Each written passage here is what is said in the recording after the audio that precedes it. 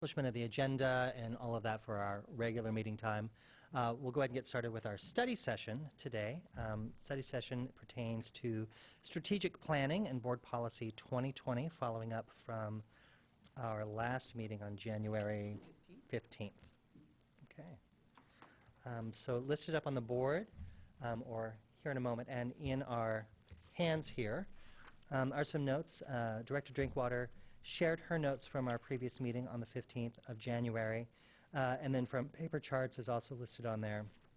And on the back, we have some of the work that's been done around kind of our draft decisions from January 15th and how they've processed. We're going to get that update tonight and decide kind of where we're heading from tomorrow.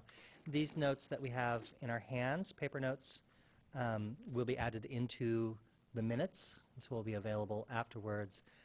We did have some study materials that were shared earlier in an update from the superintendent. I asked that those be attached to the agenda. So the Aspen report, the final report, and the policy recommendations have been added into the agenda and are there available for the public. Okay. With that. So we took the Microphone. notes and basically really did just transcribe them from what was on the notes. Director Drinkwater had emailed her notes and her thoughts on a possible mission statement, and so that is just copied right on here. And then when you flip the page over on the back side where the vision statements that we had started to craft, and we had 3 as options with some different words, but no set agreement or decision. Staff agreed to take that work and come back with some potential draft statements as to specifics on core beliefs or values, however we want to name them, and then a vision potential draft statement as well. So I just titled it B to keep it separate. Core belief statements to keep with the idea of concise so people can remember and understand the focus. We believe students are our priority in supporting the whole child, in inclusive and equitable learning settings, in ensuring that our schools are safe and supportive, in supporting rigorous and challenging learning. And again, in bold, big letters, I want everyone to remember this is draft. This is just suggestions. And then a couple of different vision statements that staff kind of took to take the 3 that were already sort of drafted and how could we put them into a single statement that really is what are our aspirations as a vision moving forward. And so there they are for you to see, preparing our students as lifelong learners to create their future. And I know we had lots of discussion around the word create, shape, so that certainly is open for discussion. Or another option, our students will be inspired to create their futures and become lifelong learners. So just trying to include some of the words that had been discussed and utilized in our previous session on the 15th when we really did kind of dive into this and start to look at knowing that the values needed to come first, but that if you have too many, it becomes splintered. And so how do we keep that focus? I think it's a good reminder, too, when you read through different vision and mission statements and even values, frequently school districts and other entities will have them parsed out quite simply in either just one word, bullet points or short phrases, but then somewhere in their document as you dig deeper, particularly in the strategic plan, you will see further description and explanations. And I think we certainly have the opportunity to do that. The fundamentals give a great opportunity for that. There's room within the format of this as a policy, but what are those short, concise things that everyone on staff, everyone in the community can really embrace and say, this is our focus, this is what our work is centered on.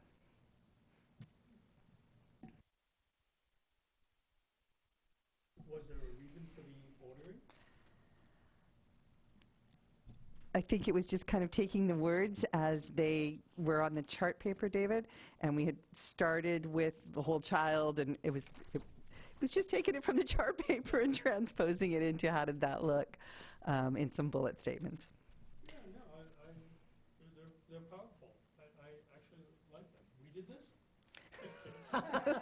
Yes.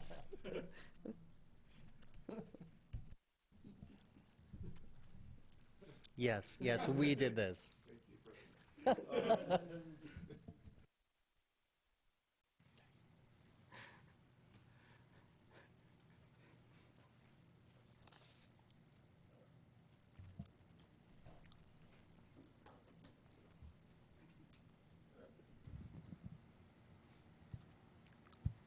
right, is everybody on? Test, yeah. Yeah. No, I'd agree. I think it looks very good. No,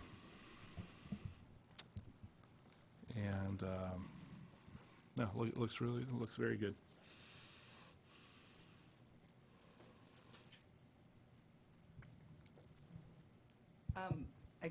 I agree. I especially like the core beliefs statement draft.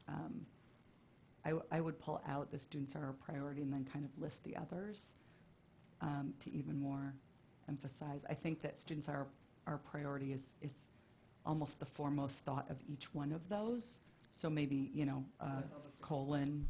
So as a graphic, we believe students are our priority, and then each of those and then other colon, bullets. and then list those. I'm just because that's the way I interpret it.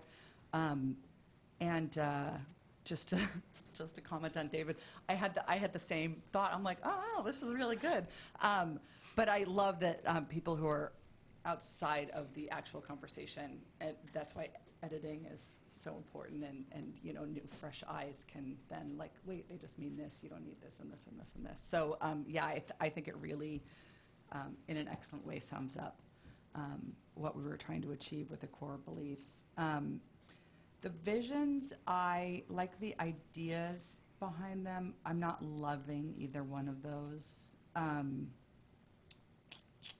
I like the second one more, and I think it's more, I would just rather have lifelong learners come first rather than create their futures after that. It just, to me, kind of fits in order better. First they're learning, then they're creating.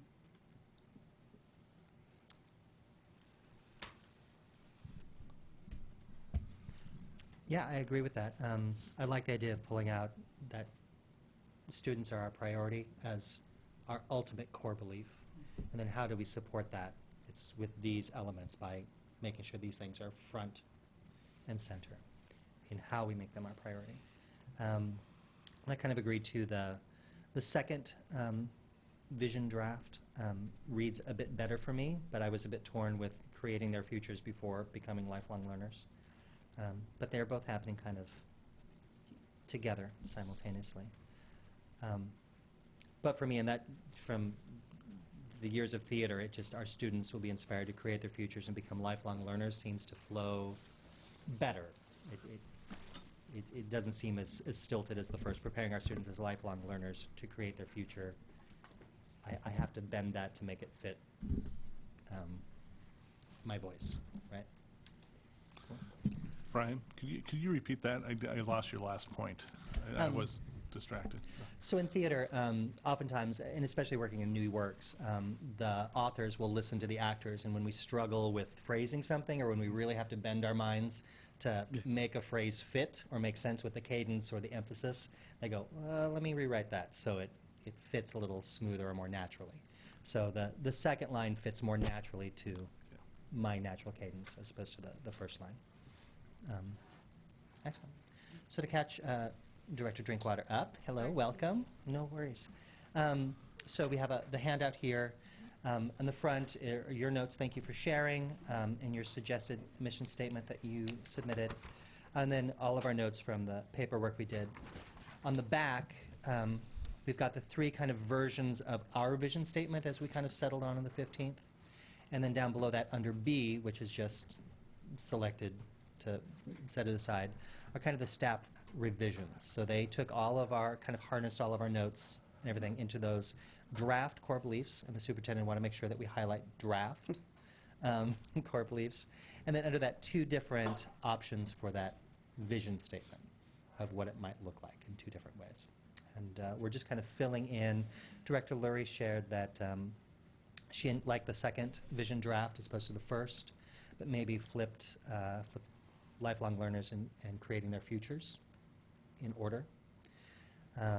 She also recommended that we maybe, under the core belief statements, bring forward students are a priority, and underneath that, set the other belief statements as how they support my hierarchy. Then Director D'Souza was surprised. He said, "Did this come from us? Didn't we do this?" Yes. And Director Jorgensen was very supportive. Yeah. And may I add, I agree with Deborah's comments. I like that second vision with the suggested order flip.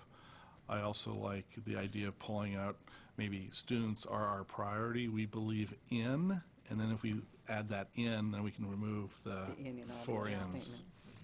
Okay. So in the we believe, the one item from our current values that we have talked about was, and not here, was global perspective. How do we feel about that being, either is it missing or is it incorporated somewhere else? I know like entrepreneurism, collaboration isn't explicitly called out. I understand how it can fall in there. But the global perspective is the one that seems a little missing for me, at least. Anyone else find that? Well, I think that we have that list of character, social, emotional that includes cultural competency, which I think is being included in the term of whole child. So I think whole child is meant to include all of that as well as global. So whole child is character development in some sense. So you Okay. mean it's captured in the values? Because I agree, it's missing, but several things we could consider missing, but if we include everything, then we have this. You end up so back it's to the hard old thing. Yeah, It's hard to find that right. sweet spot of.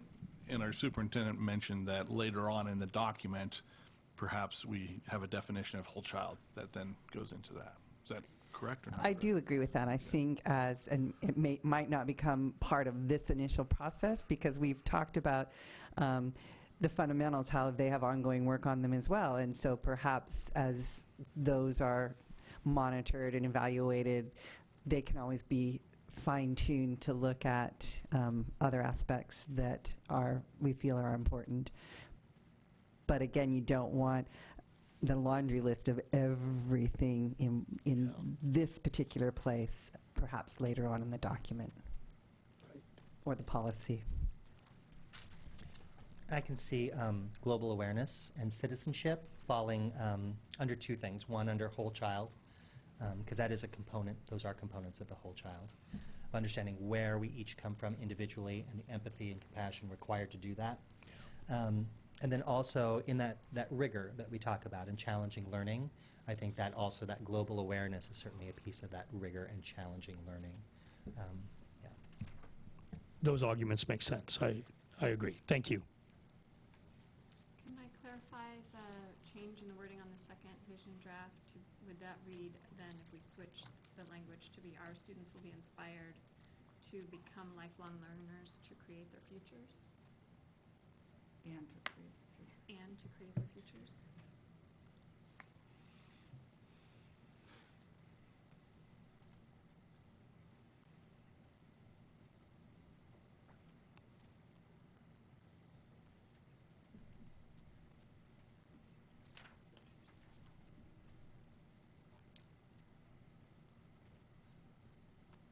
There's another option, which is our students will be inspired to become lifelong learners who create their own futures, who create their futures. And we get rid of the and.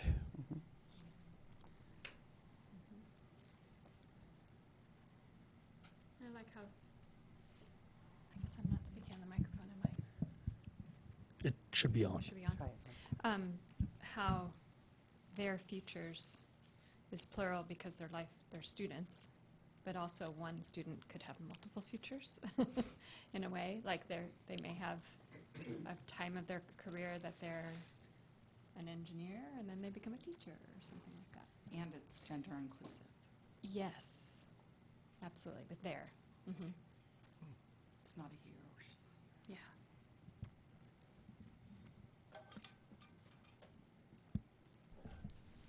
I like that, and I do like the lifelong learners who create their futures. That I think is nice.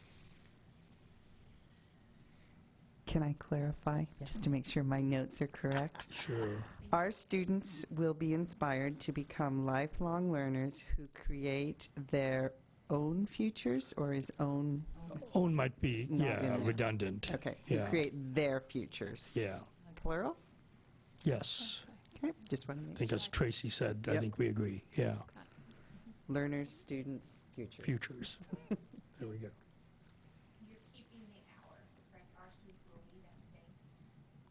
At the beginning, yes. Yes, okay. I just want to make sure my notes. Thank you. So we could also have for core beliefs, it's our students are a priority too, just to That makes a nice flow keep then, the- doesn't it? consistency, yeah.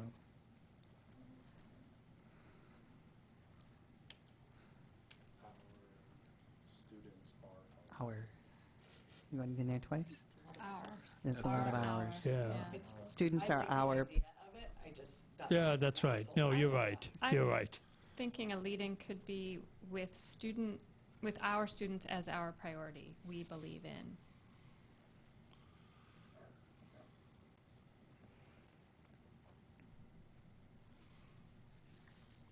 Or with our students as the priority. Would we want our? how about drop the first hour? With students as our priority, we believe in supporting the whole child, Oh, inclusive I and thought you equitable. were saying that we wanted to say our students to show that we. Only if it flowed, but Yeah. I think using Brian's idea that it feels unnatural at this point with too many hours, it's hard, doesn't make it any more memorable or, Good point, yeah. yeah. I like the really strong, we believe students are our priority. That's already enough with the our. Oh, are Yeah. we starting with we believe? Maybe, maybe we could have that clarified. I thought you wanted to change something about the way the core belief statement draft was No, written. I see students that are our priority as overarching the rest of them. Right. Just a So, bold statement in and of bold itself. statement, and then, I guess the question was, will we remove "we believe," or will the bold statement be "we believe students are our priority," colon? I like just students are our priority. Yeah, so we I'll remove remove the that. "we believe." Laura could We sit down. believe. you're good.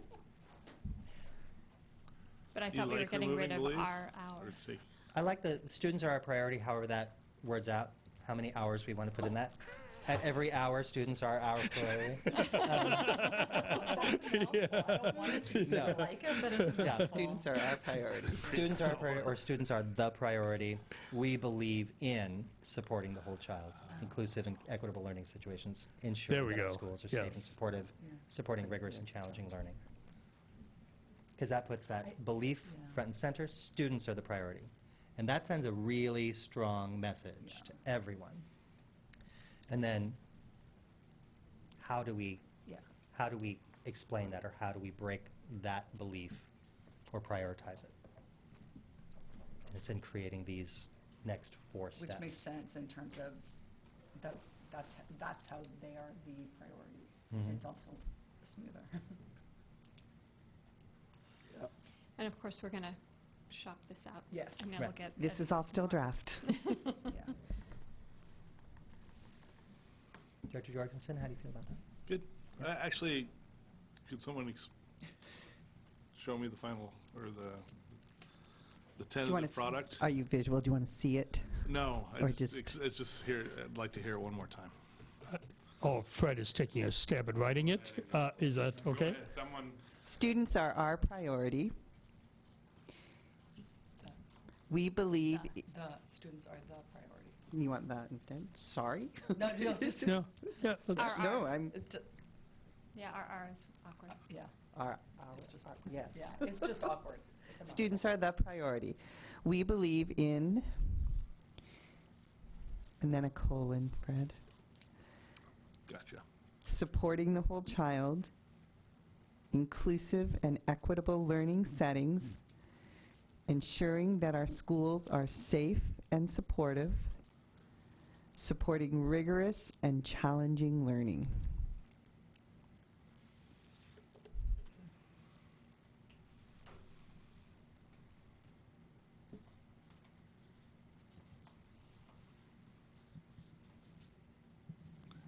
And do we want to accept the ordering of those 4 bullets, or do we want to go through an exercise of where we order them?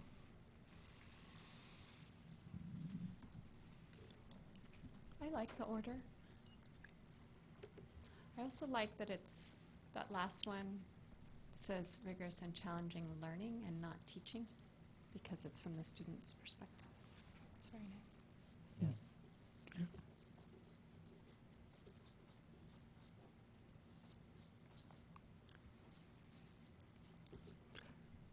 yeah, second thumbs up for the order. I like the order as well as it stands. What are your thoughts? I like it. I'm just wondering about safety. I mean, it's the 3rd bullet point down there. So, one could argue that we have those kids. I hear you. I don't have a strong feeling. I think they're all 4 equally important.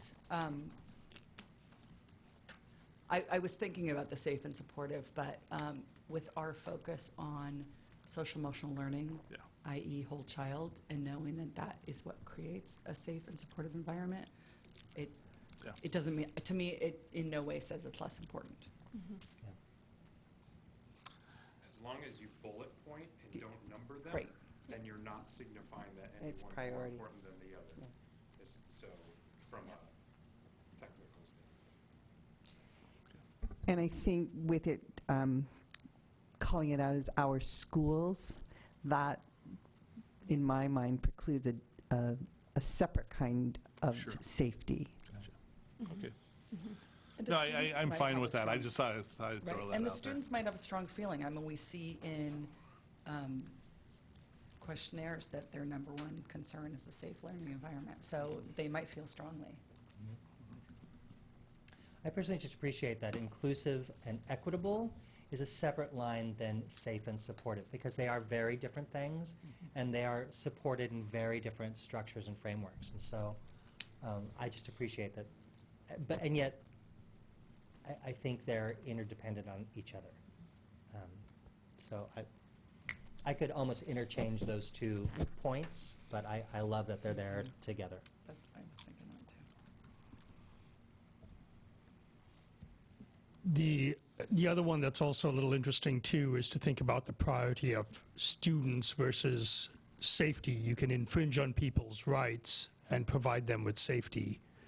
And right now we're valuing the student in some sense and making sure that the student is in a safe and comfortable spot and valuing all students. And I think that's a big thing to be concerned about. I agree. It's kind of like what you said, Deborah, or I think you said, is that when you have those first 2, it already makes the place more safe and supportive.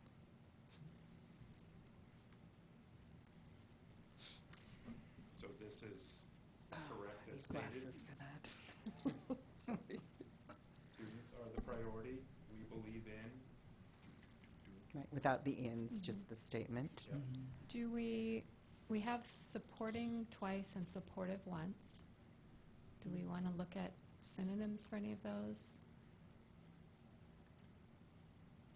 And maybe replace 1 or 2, or do we want to have a lot of support? I know that, but that's something to consider just from a writing perspective. I had noticed that as well. Mhm.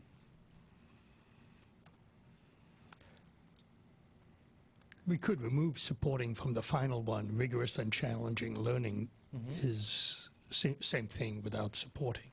We need some parallelism, though, with we have Sure, that's true, right. supporting the whole child. We could use providing in there somewhere. I guess we don't have an ing on inclusive and learning, Assistance, an equitable backing, learning setting. Bolster. bolster, Bolster. help, helping hand, advance, facilitate, Facilitating. furthering, nurturing, nurturance, furtherance. So I'm less concerned nurturing about might those, work. but yeah. Ensuring that our schools are safe and nurturing, that encompasses welcoming. Oh. Yeah. Just a Yeah. thought. Right. Yeah. What was that? On, Deborah was reading some synonyms for supportive. Reading, not coming up with them, yeah. Under the And fourth, on the fourth, ensuring that our schools are safe and supportive, and trying to find a different word for supportive. What's the intent there? And one of the words she said was nurturing, ensuring that our schools are safe and nurturing.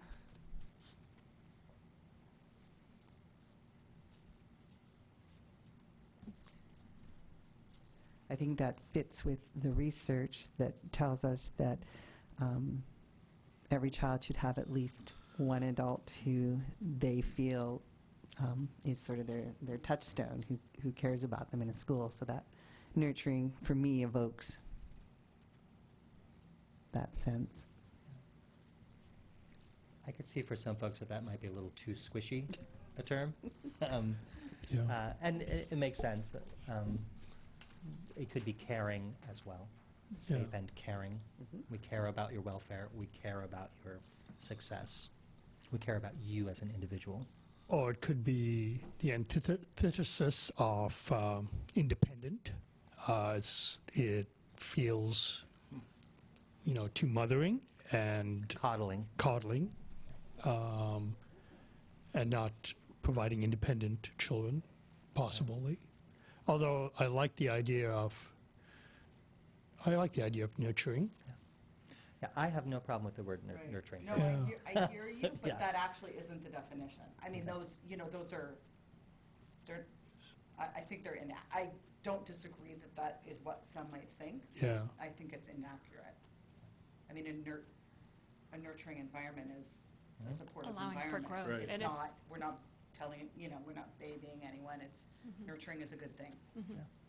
So promoting growth. right? I think that's a good discussion. I think that's, And the last, supporting rigorous and challenging learning could be Providing promoting or providing. or promoting.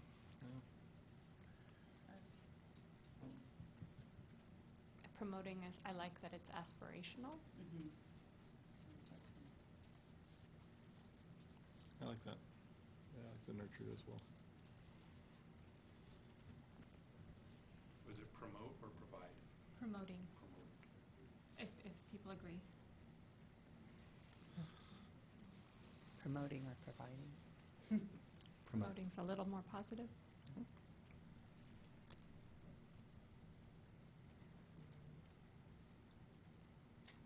It's more active than I was just encouraging. gonna say the Encouraging same is kind thing. of soft. If you Providing could is have here, some. we're going to give this to you. Right. Promoting is we're all going to do this together.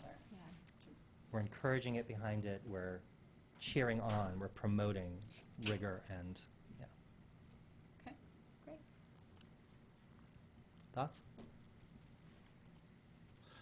One could say you could be promoting it but not have it accomplished, and whereas providing is more like you're doing it. I But actually agree with that. Oh, yeah. Yeah, because that's promoting kind of, Yeah. does that have enough? Oomph behind Yeah, it, yeah. enough teeth It's behind really it kind of to advocating. Say, well, it only says promoting. We are saying we believe in True. at the But top. remember from our last study session. Remember, this is an aspirational Yeah. Yes. statement. Then we get into the mission, that's where we're really providing and doing it. I do like provide, I think. I initially like promote, but I think providing is more like we're doing it. Yeah, To our last study session when we talked about making sure there's energy and urgency behind it. So I think maybe Mhm. provide has more urgency that we're providing this today, as opposed Okay. to promoting, which could be kind of a All future. talk, no action. Yeah. Yeah, and when you look at that one bullet above it, it's saying ensuring, that's pretty strong. Yeah. So, Okay. yeah.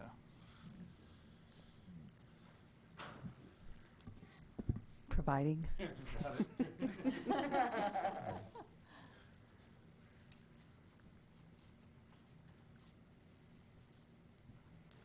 The And- only step further you could go is expecting, or, which, that really kind of puts it down. Guaranteeing. Yeah. There's urgency to that one, yeah. Fred, just for clarification, to make sure we're all on the same page, on the vision statement, future, I believe we said plural as well, futures. Is that, Yeah, that's Okay. accurate, yes.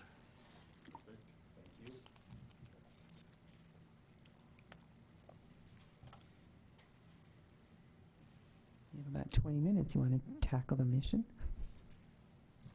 Yeah. I feel really good about the belief statement here. Okay. Thumbs up. Everyone else? Good? Good? Yeah, then we can move to the vision draft. So just a reminder, when we worked last time, we talked about how the vision was aspirational. What are we looking for in the future? The mission is more purpose-driven, including all students, all children. What's our reason for what we do? And it should be based on those shared values that we've talked about as well. Now, there's also some school of thought that every district doesn't need to have a vision and a mission if you feel that your core beliefs and your vision are the strong statements that provide the support. So wait, are we moving on to the vision draft or the mission draft? The mission, Okay. means we've got, I understood that we have the vision Okay. statement there now. So Got the the next would beliefs. be the mission, which is, Okay. It's on the other side of the page. we haven't really talked haven't, about mission yet, so that's why I said you have about 20 minutes. Do you want to start throwing out some ideas and thoughts about what a mission statement might include? In the slide deck from the last time, defined mission statement as purpose of the organization, including all children. What's the reason? The how? Mhm. Is it the how? And again, based on those shared values as well. Right. And the one that I sent, of course, it can be totally picked apart or thrown out, but I just thought I'd put something out there because I sometimes feel it's easier to edit than to create something. Do we have Right, someone right. driving the? We Right. do. If Fred, would you mind scrolling down a little bit? I'm going to ask you to get some steps in. Nope, the other Up, way. Up, yeah. sorry. I meant, my finger goes down, but the vision. A little bit more. Okay, there was Tracy's suggestion that she had emailed after the last session. Why don't you read it, Tracy? We cultivate student learning to prepare each student for what's ahead by engaging students to think critically, solve problems creatively, and work collaboratively. I think my own criticism of it would be that it's long, but like we've been saying, it's like, oh, but we need to include this, we need to include that, trying to find something that balances what we want to say without being too wordy is the challenge, so. So feel free to pick I apart. think if we take it, there's students is in there 3 times. If we can figure out a way to say the same Okay. thing without that, that might shorten it a bit. I don't think it's too long, but. Let's see. And look for the origin. Tracy, did this come thin air, or is this being borrowed from? This was something that I started working on maybe 2 sessions ago, Okay. just as we're talking and I'm typing things to go, oh, I want to include that, I want to include that, and then editing it. And just taking that feedback of the student being in there so many times, we could call it to be, we cultivate learning to prepare each student for what's ahead by engaging them to think critically. Then students only there once is one way to do it. And some of those Cs are in there I like that. that we've been, talked about, lots of C words that are, that we like, like thinking critically, being creative, working collaboratively. To me, some of those, like the critical thinking of the individual, and then the creativity, which can be individual or group, and the working collaboratively talks about a group. So I liked having those kind of pillars there. That it's not all an independent learning practice, and it's not all group, but there's some combination of that. And I like how it's forward-looking. Just, this is very, I don't know if it's a very personal thing. When I hear cultivate, I think of, and I'm just pulling up synonyms, I think of farming. Yeah, Um, yeah, I'm totally open to Right. changing this, So any wording. this one that just jumped out to me, I mean, here's, I'll read the list of them, but advance, encourage, forward, foster, further, incubate, nourish, promote. I think foster fits in there really well. I like foster too. Yeah.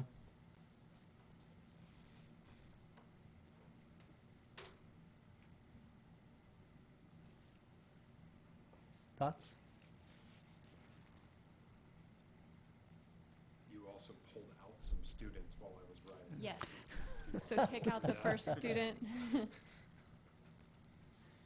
And keep the second student, and then the third students could be them.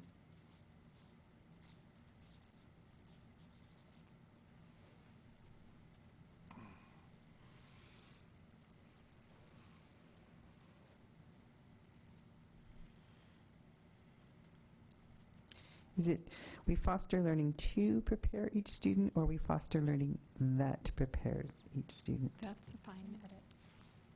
Sure.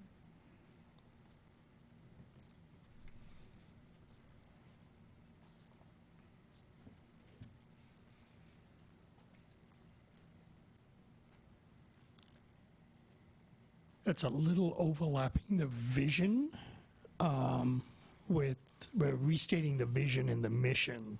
And is that intentional, or should we avoid that? I mean, in the vision, we're preparing students to be lifelong learners and to create their future. And that almost feels like we're saying that again in different words right at the beginning of this. I don't disagree with you at all. I actually was thinking the same thing and went and looked at what our current ones, and they do the same thing. Which would make some sense that they're connected, but we don't want to be too repetitive, so I think, again, it's finding a balance. But I think that's a great point to bring up. Yeah, go ahead. Superintendent Klosky, when you define, do we want to go back to how you define mission versus vision?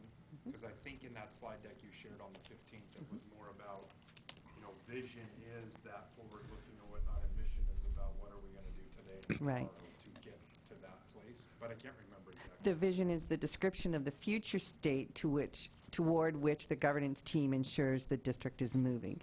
Grounded in the district's belief, should be child-centered, sets a standard of excellence, easily understood, future-oriented, generates energy, and generates urgency. The mission is defined as being the purpose of the organization. Again, includes all children. What's the reason, the why for our existence? And it also should be based on the shared values.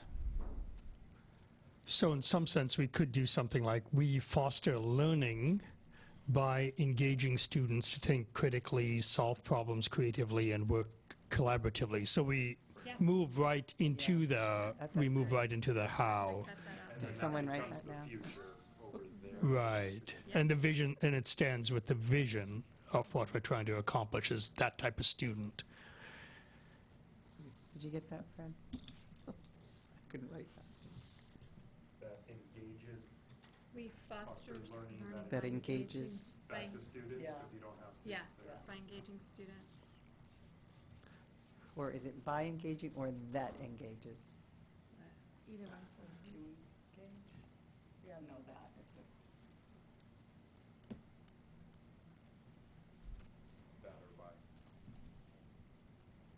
What do we have to do because of learning up here?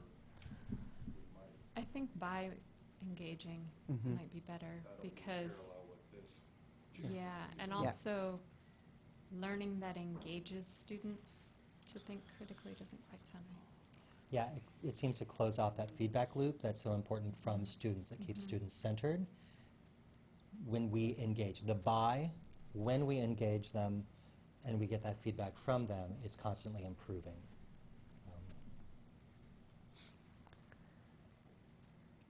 So by engaging students. We foster learning by engaging students to think critically, solve problems creatively, and work collaboratively.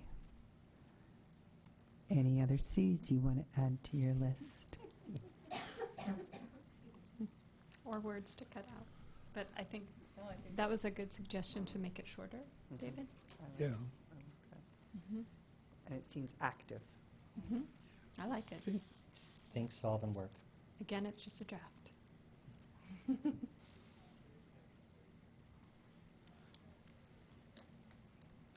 The other one is to think about those actions we're taking, how do they tie closely to our core beliefs? As we learned in the last session, that maybe we can make them relate. We don't explicitly call any of these items out in our core beliefs would be the one challenge. And is that because we're missing them in our core beliefs, or is there a way to abstract this up a level to be more like our core beliefs? Well, I think that the last statement of the core beliefs, the providing rigorous and challenging learning, encompasses the detail of the think critically, solve problems creatively, and work collaboratively. I'd agree, yeah. The word foster, we're keeping that in, right? Mhm. Yeah. Fostering learning, I think, also encompasses that supporting the whole child, inclusive and equitable learning settings, and the safety and nurturing environment. I think it's sort of that fostering covers a lot of that in a general way. So I feel like they are complementary without being repetitive. Mm-hmm. We could still be missing something, but that was my thought. Well, and what do? We foster learning. And specifically in these areas. How do we do it? We do it by preparing students to become lifelong learners and to create their futures. And why do we do that? Because we believe students are their priority, that we support the whole child, and like those three different pieces of the who, what, and why.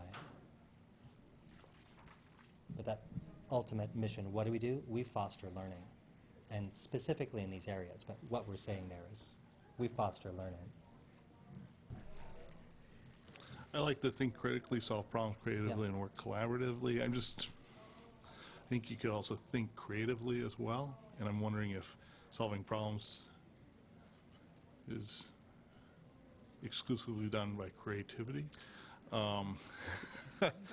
So that's what kind of challenging. You know, I think solving projects or products creatively helps, but problems, depending on a certain problem, you don't necessarily have to be creative. So, don't know.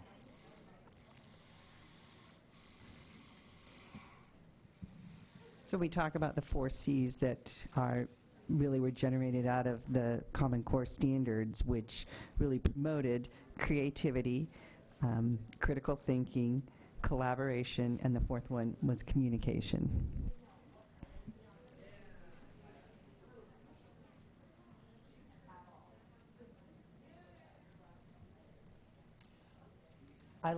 I kind of like thinking critically being called out as a separate thing, because that incorporates pulling data sources and all these thought processes that are involved in that really difficult thing. And so you can solve problems. Sometimes if a problem is easily solved and you've done all that critical thinking and that presents as an easy solution, that's good. Mm-hmm.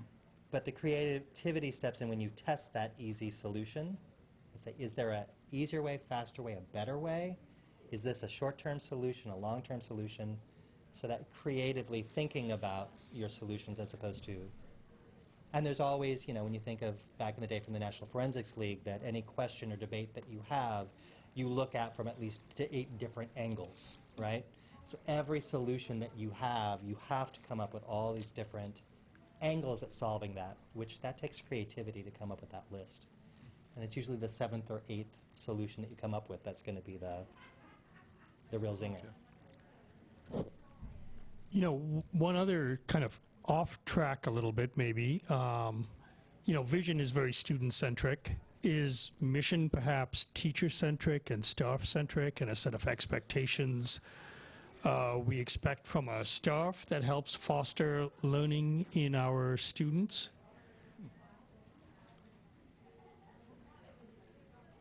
That would be another direction to go. It's not clear whether this is, because that's the how. I mean, we're an educational institution that utilizes teachers to grow our kids, or coaches, or however we want to call it. And is that necessarily fit here? I think it does, because it's encompassed by the we.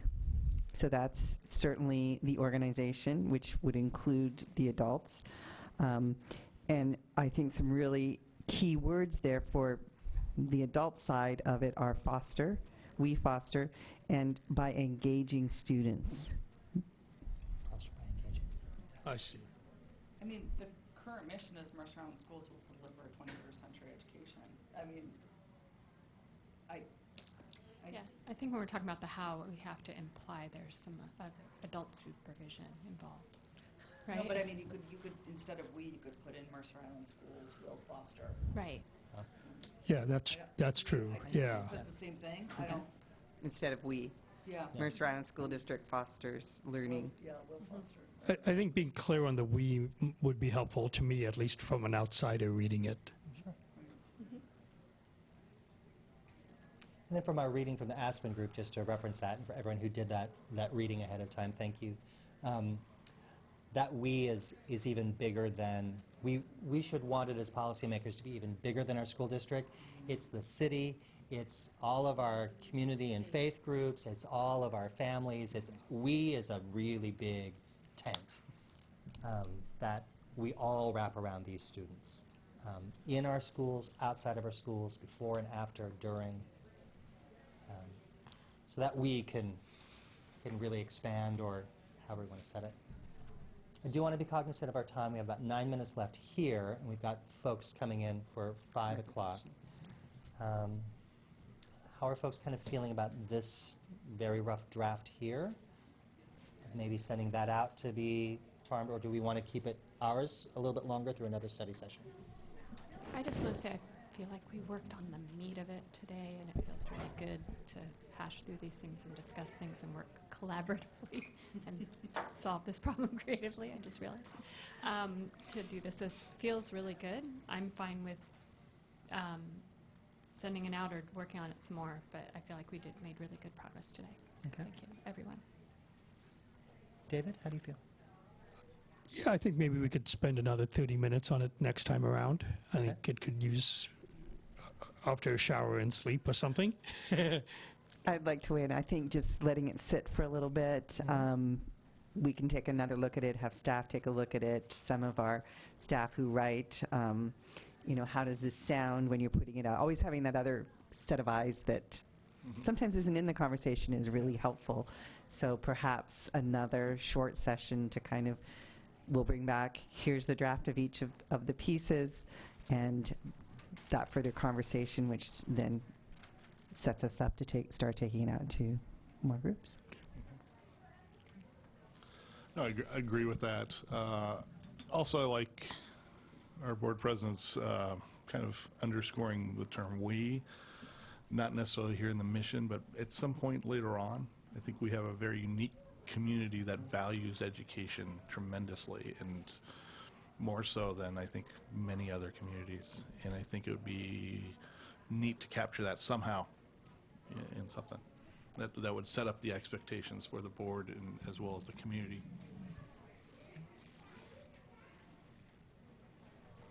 I agree. Okay. And I was thinking about that too, so, yeah, it'd be good to have some time to let it sit. Our next time getting together is the 14th, which is Valentine's Day. Reminders, we probably don't want to tack on too much to that particular meeting. It is a 6 o'clock start for that meeting because there aren't any fundamentals or particular things. So if you wanted to plan a half hour, 45 minutes prior to the meeting. 5:30. 5:15, 5:30 start time on the 14th? What was that? Like, yeah, 5:15, 5:30? Let's say 5. Yeah. It gives us some wiggle room. 5:15, okay. Dr. Lurie, Jorgensen, Souza, suggestion? Yeah, that sounds good. So let's shoot for a 5:15 start time, so we have a 45-minute, half-hour, 45-minute discussion. Excellent. I think that was really productive. Thank you all for your hard work and continue this. We're getting somewhere. All right, we're going to take a break. I'd like to come back at 5 o'clock so we can honor our guests that are here to present. There is food available here. I'd also like to take like a 10 or 15-minute break after we cover our fundamentals, and we can grab some food there, and if that works for everyone. Okay, then we'll be back at 5 o'clock to officially begin our regular meeting. Deborah, I was looking at you because I was trying to think of some wisecrack comment about farming.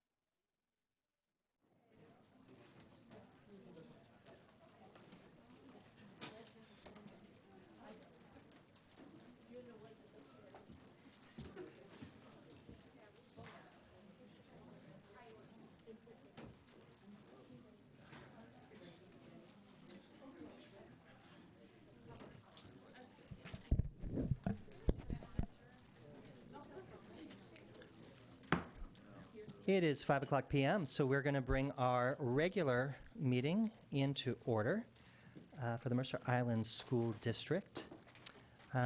First thing up, I would like to establish the agenda. So moved. Second. Any discussion? No? All in favor? Aye. Any opposed? No? Okay, the agenda is adopted. Okay, we've covered our study session. So first up, we have recognition for the National Board Certified Teachers and the High School and Middle School State Band, Orchestra, and Choir Awards. So we are going to start with our teachers who have just achieved National Board certification from the National Board for Professional Teaching Standards. So I would like to ask Lacey Borgen and Alyssa Mitchell to both come on forward so we can brag about them and talk about their accomplishment. Why don't you come on up here, because we're going to do a photo op in a bit, too. So there are now 48 National Board certified teachers in Mercer Island School District. Lacey has been a teacher for 9 years and currently teaches kindergarten at Northwood. Her certification is literacy, reading language arts, early and middle childhood. And Alyssa Mitchell has been a teacher for 6 years and teaches 5th grade. I had the pleasure of being in her classroom today. And her certification is generalist, middle childhood.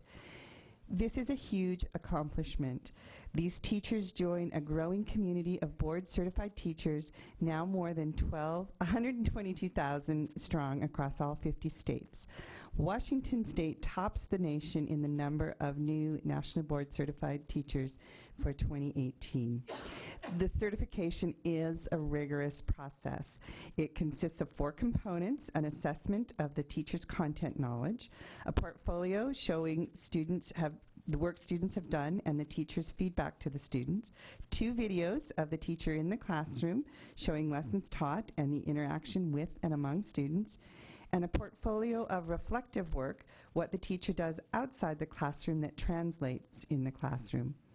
The last 3 components are assessed by a national panel of peers, and numbers released by the National Board for Professional Teaching Standards show that Washington has more new National Board certified teachers of any state, and Washington is the 3rd in recognition in the country overall. So congratulations to our new nationally recognized teachers. We are very proud of you, and we would love to have you come on up here for a photo op and greet the board. Congratulations.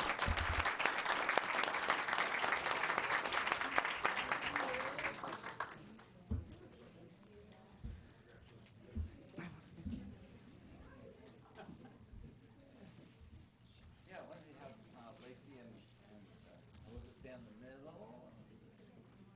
Back up just a little. Smile, everybody. More. Perfect. Thank you.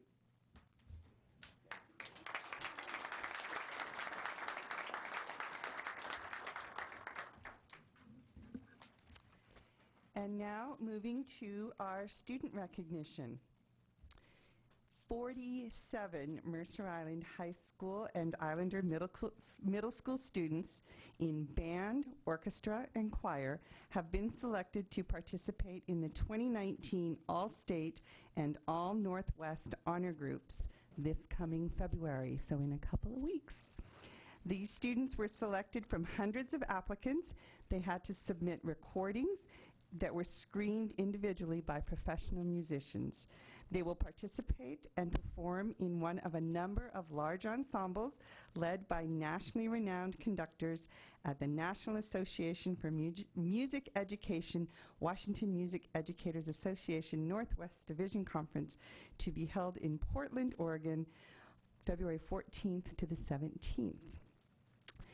The students are joined here tonight by their teachers in band, Kyle Thompson and Brian Lawrence, our orchestra teacher, Vicki White-Multoon, and Annalise Sandsburn, our choral teacher.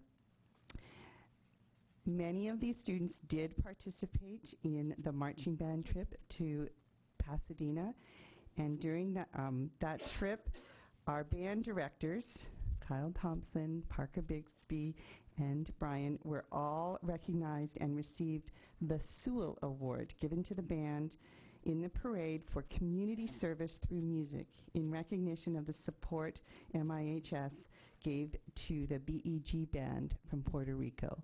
And just a little side note, people frequently ask me, how was the trip? Because I did have the privilege of going along on the trip. And I respond with, musically it was fabulous. The kids had a great musical experience. But more importantly, the opportunity for character building and empathy that occurred on this trip was phenomenal. There were many times when my heart just swelled with pride and just gratitude for our students. That was the real highlight of what music did for our students.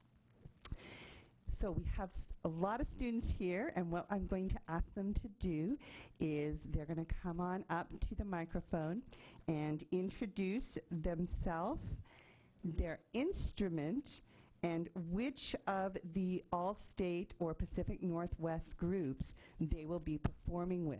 We're going to try and have a little bit of semblance of order by starting with our Mercer Island High School band students, so all-state concert band students. If any of those are there, if our two band directors want to go up, and any students from high school or middle school all-state concert band, come on up. I recognize some.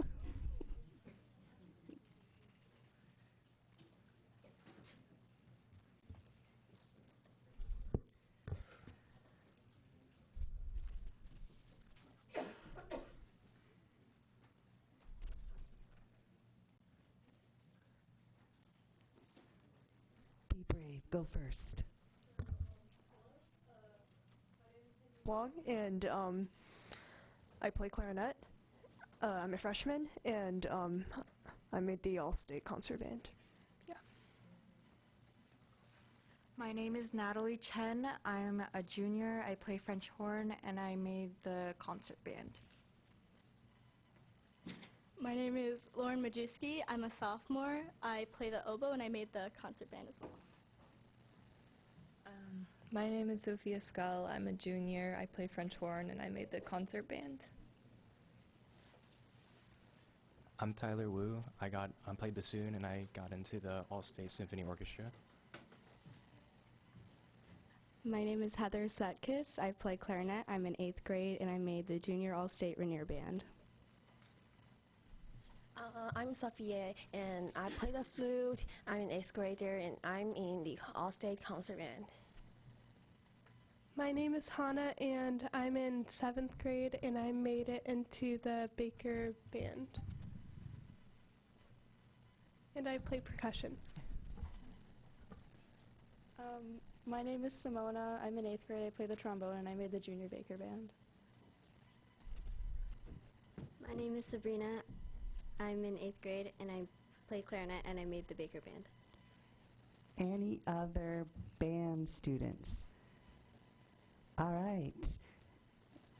Orchestra, with our orchestra director. Any orchestra students who are here, please come on up, introduce yourself, tell us your instrument, and the group that you have been selected to perform with.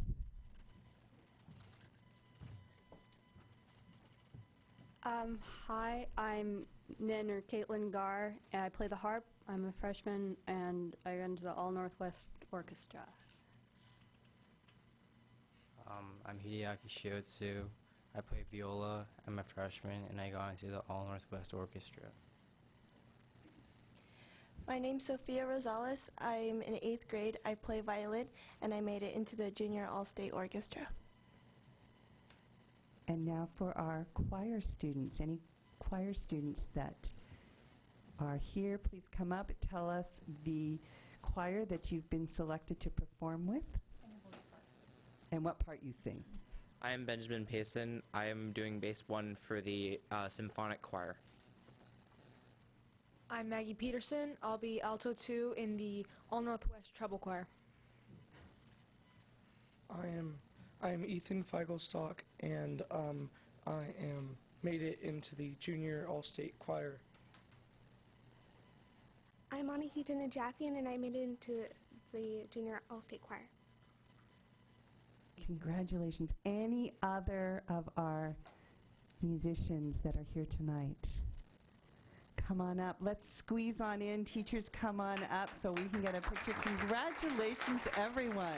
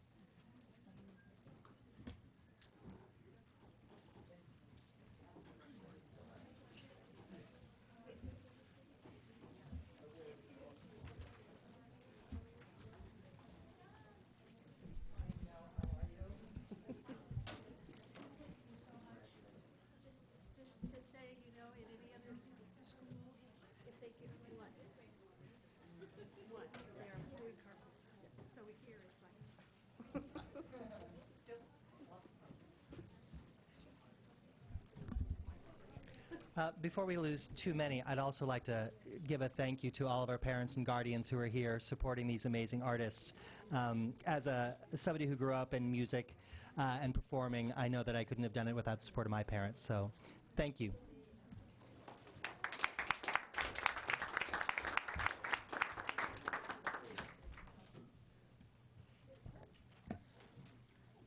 Okay.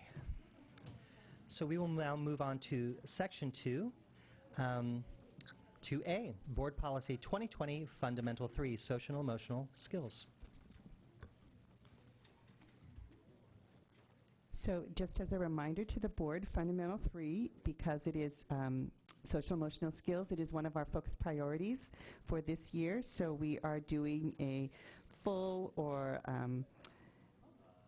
monitoring of this one. I think we called it a level 2, kind of to align it with your other ones, and then we'll follow that with 4, which will be a lesser monitoring.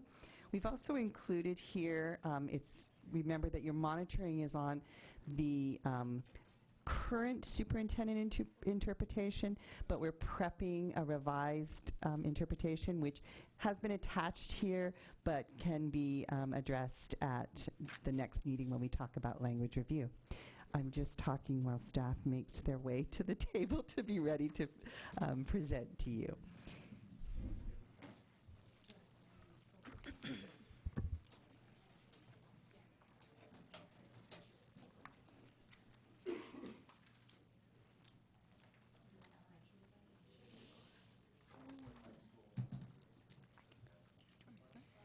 I think Jamie is going to kick it off for us, and then staff will jump in to present at various levels. All right, so for Fundamental 3, it's the self-awareness, empathy, social-emotional intelligence, responsible decision-making, and citizenship.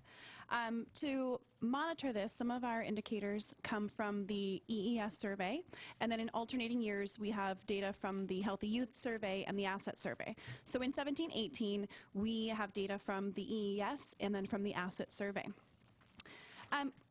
One of the things that sticks out, and I think is a great reminder and reinforcement, is if you look at our asset data, which is taken from 9th through 12th graders, you'll see a drop in nearly every category. And I think that only reinforces our need to focus on social emotional learning and the assets and perceptions that all of our students have, but specifically in high school. Because if you drop down and look at the EES data, things seem much more positive.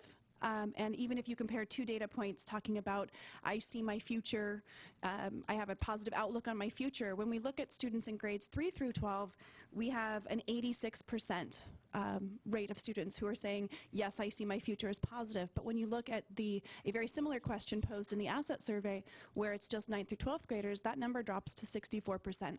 And so I think this is definitely an area I know the board has been working on, figuring out how we're going to continue to monitor this and support it. And I know every school is working on the social emotional components and what we do. And so I think the data here reflects that we need to continue that focus and that it's very important for our students. With that, we have 4 themes, and we're going to let each of the schools go through and share some of the highlights of the things that are already happening in our schools to support this learning.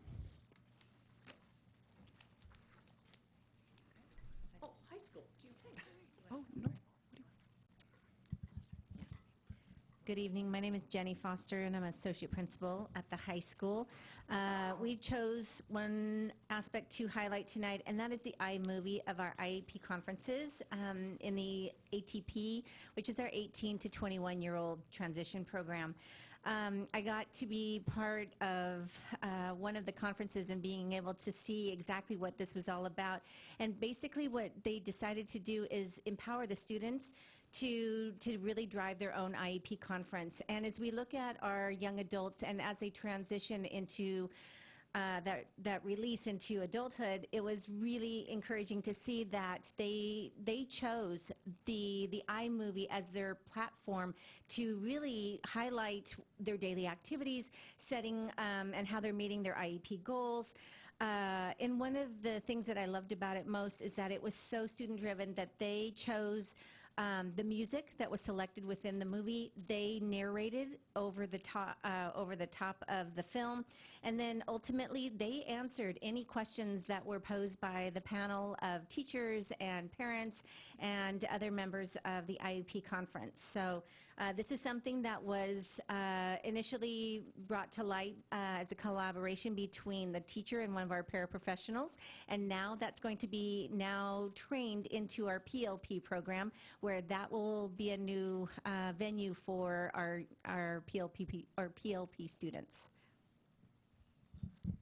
Hi, I'm Vicki Puckett, and I'm the principal at Mercer Island, and I just want to say, first of all, thank you so much for recognizing all of our students tonight. It is finals week, which is why a lot of the students were missing tonight, because finals was kind of a priority, but just want to say thank you.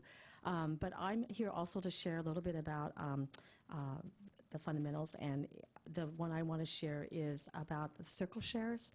And the circle shares is that social emotional piece that we're building into the classes, and teachers are taking the opportunity, many teachers, not all, but many teachers are using the circle shares from our restorative practices curriculum to help students engage more with each other in sharing empathy for each other and feelings. And it's kind of a daily check-in where they have just a few minutes before class starts, where they actually start the curriculum, to talk a little bit about rating themselves 1 to 10 about where they are with what they're feeling for the day. It just gives a sense around the class about how people are feeling. And as you can imagine today, if you were to ask that question to many of our students, they would be a little distressed because of the anxiety that goes on with taking tests. And the other is that it builds, one of the teachers that started the Circle Shares was Brian Hampsh, and he's one of our physics teachers, and he's the one that's been sharing with our staff how to do it. But it's been extremely helpful for students to help learn how to read each other a little bit, especially if they're going to enter into some discussions that are going to be controversial discussions. They get a sense already how people are feeling, and can hopefully have empathy and support for those students. Good evening. I'm Becky Mulvane. I'm an admin intern at the middle school. And tonight I want to highlight the Web Leader program. So WEB stands for Where Everybody Belongs, and it is a 6th grade orientation and transition program to the middle school. It's actually a year-long program that we kick off in the fall as we welcome the 6th graders and then carry it throughout the school year. And the program takes 8th graders and trains them as student mentors. So our 8th grade web leaders take on the 6th graders and welcome them, make them feel comfortable. And what they're really doing is they're helping guide them as they transition to middle school and figuring out what it takes to be successful, not only in 6th grade, but carrying on through their secondary education. And then our 8th grade web leaders also, if their schedule allows, take a web leader class, and that class is built on curriculum that is designed for the servant leadership model. So it really has them do some self-reflection, some empathy, and building those leadership skills as well. So that is the web leader program. Becky also has been instrumental in the creation and building of this program, so I do want to give her a shout out. She's been an incredible asset to the success of our web leader program at school, so thank you. I'm Mary Jo Budges, one of the co-principals at Islander. I'm going to talk about the democratic classroom, which is something I'm super, super excited by what's happening in our school building. So this summer, we had 14 teachers volunteer to be trained in a 5-day workshop that happened in August. And the concepts of the democratic classroom is trying to shift from being the autocrat, being the one in charge of everything in the classroom, to a shared leadership model where we really work with kids on taking responsibility and ownership for their own space and their own learning. And it's just been a very exciting implementation and rollout for these 14 teachers who are trying it. Chris Fontana is the person who is the instructor, and we have worked with him, and he's been coming into our building. He's been there 3 times and gone in, and so he meets with all the teachers so they can problem solve and problem find and think about it, because it's a really big shift in mindset for teachers who are used to being in control of everything, to giving up that authority while building it in kids. And I was in a classroom the other day, and one of the tenets of this is a class meeting opportunity for kids to take responsibility and problem solve. And it was so cool. The teacher was asking for feedback from the kids. Her goal was to make sure that all voices in the classroom were being heard and that everybody was feeling value and connection. And so she first reminded students about that being her goal, and then she they had just done a classroom strategy where they were doing what's called a silent written discussion, and she was asking for feedback. She said, how did that go as a way for us to work towards our goal?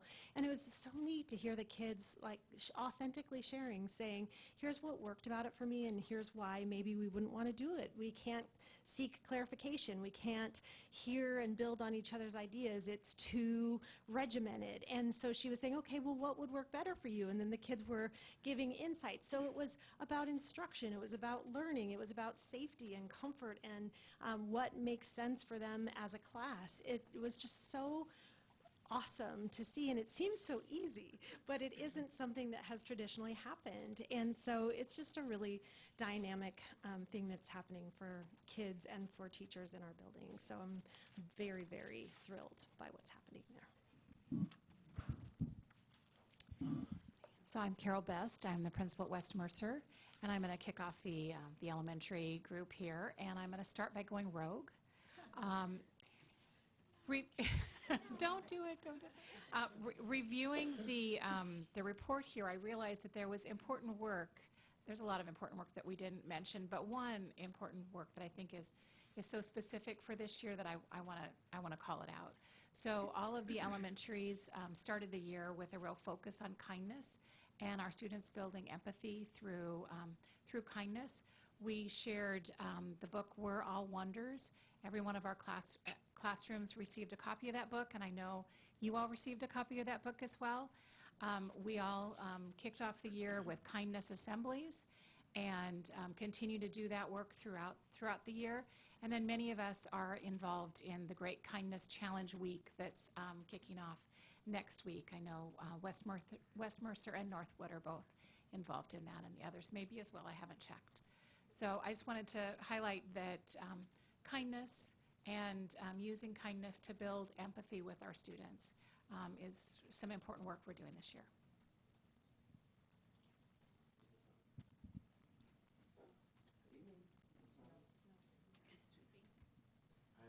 Here you go, David. Good evening, David Hoffman from Island Park Elementary School. So if you ask any student what their favorite thing about school is, probably a lot of them will say recess and PE. So we take those opportunities too to build our SEL curriculum and to teach kids those important skills. So I just want to quickly tonight share a little bit about the new EPIC PE program. We started that about 2 years ago, is that correct? 2 or 3 years ago, and built into this curriculum that we hope that we see also the impact out in recess when they're playing with each other are lessons that talk about certain traits and skills, including responsibility, compassion for others, respect for others, cooperation, best effort, and constructive competition. So basically, each of these lessons, the students define the terms so that they understand what they mean.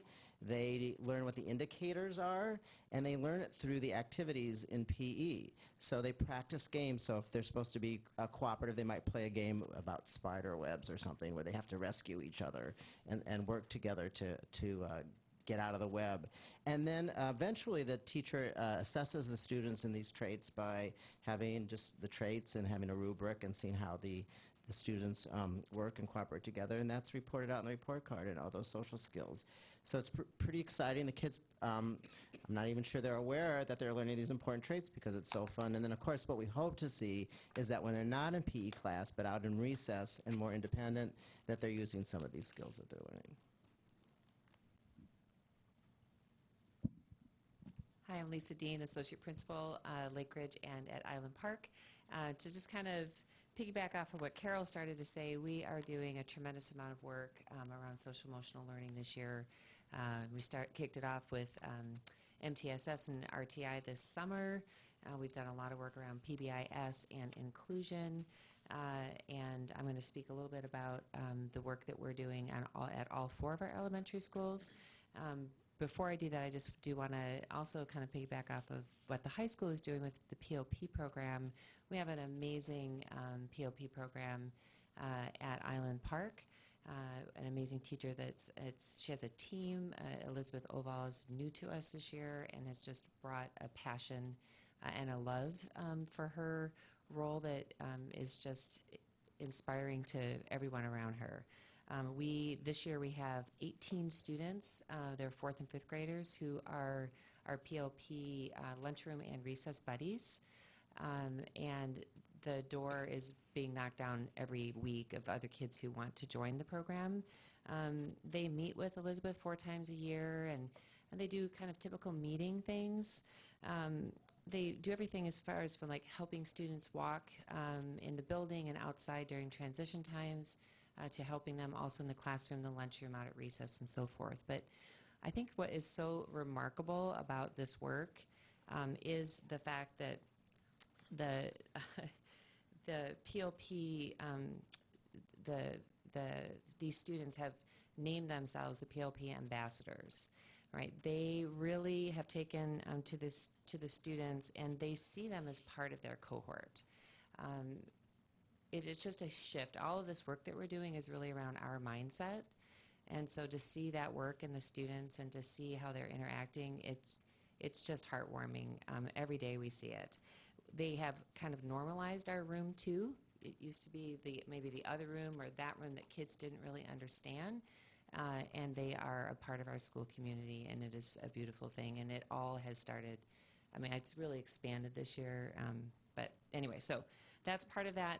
Part of that work is being inspired because of our work that we're doing around MTSS and our PBIS. And what we're doing at all of our schools is we are working with Lisa Hoyt.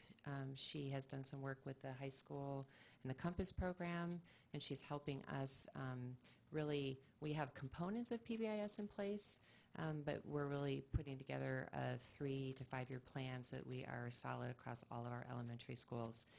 Our staff have all participated in a perceptions and beliefs survey around discipline, and so we're trying to build the common language and also get calibrated on many things.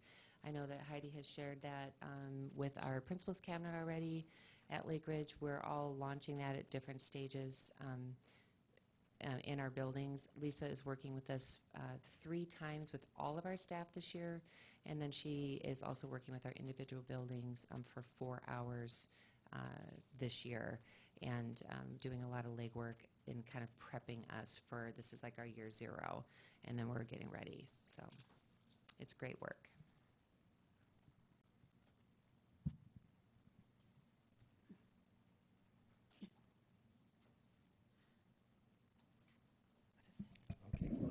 for any questions, comments.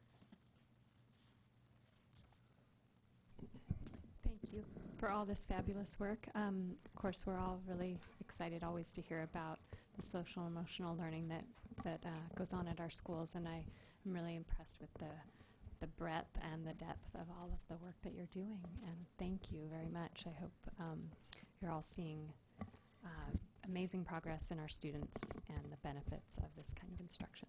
Thank you. Yeah, I'll echo Director Drinkwater's comments. Thank you very much for all your work. Just a question about the high school program, Principal Puckett, on the circle share. If you're aware, what kind of training do the teachers receive in order to do that? That I would imagine can be tricky depending on what the students are sharing. And So what training they have been receiving through our professional development that we've been doing on our Wednesdays that we have later start so that we can do it. We actually sent some teachers to some training about restorative practices in our school, and then they came back and brought that training, these different interventions to our staff, and kind of the training of the trainers, and then training our staff. And what I've really appreciated about the training is it's been very grassroots. So while we, as the admin team, we launched it out there and said, here's some ways for us to start thinking about our practices around school and helping our students have more empathy for each other. Not that they don't already have empathy. I mean, it was pretty obvious with our band in California, and I just reiterate what Donna said earlier, having that opportunity as well to attend. But I think the training, having it be grassroots and coming from the teachers, some teachers, while we threw it out there and said, hey, anybody interested in kind of just exploring this more, doing some book read, we did some professional learning together, PLC, professional learning community work, and that's how it kind of got launched. And so we continue to want to work on that. I mean, we are doing some bits and pieces of the democratic classroom as well, and again, sending teachers to training and having them come back. Feel like that's going to have kind of a more direct effect of sustainability, as opposed to us saying, we want you to do this. So that's kind of how it's been. It's been kind of more organic in that way. thank you.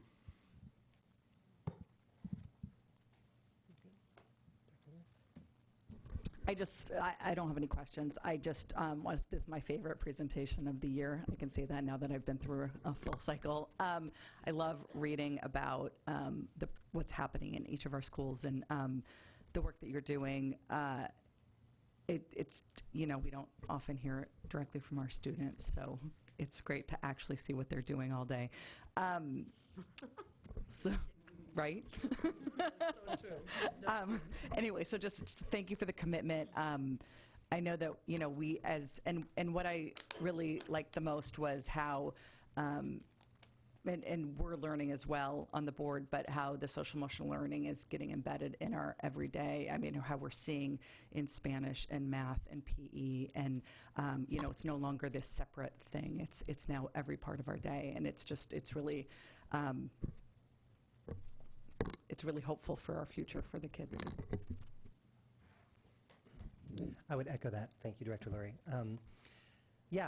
The social emotional skills are so foundational, and we know this now, to learning and positive results for our students, and closing those achievement gaps and ensuring that each and every student in our schools feel welcome and a part of that community. It creates safer environments, a cohesive climate in our schools. So thank you so much for your leadership, everything that you're doing with your teams to really bring those student voices forward and ensure that each and every one of our students is cared for and made to feel at home and whole in our schools. It's incredibly difficult work, and I'm so glad that all of you are there on the front line doing that hard work. Thank you. Okay.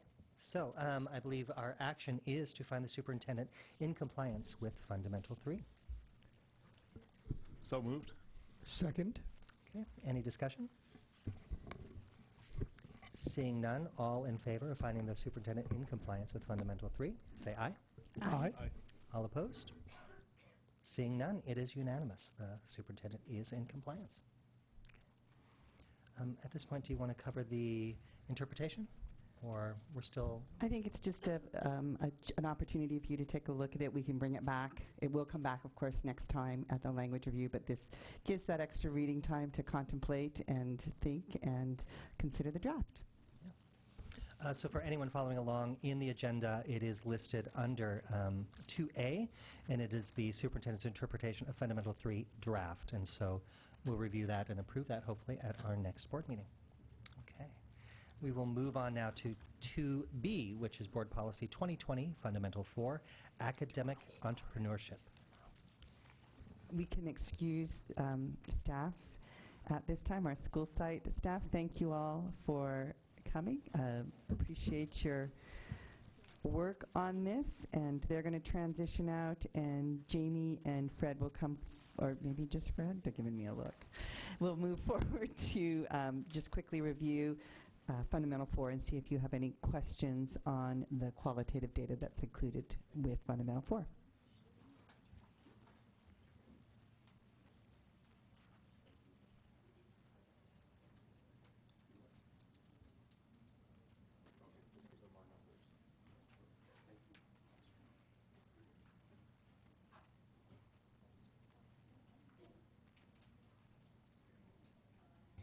I'll use the podium so I'm not a single person at a table set for 15.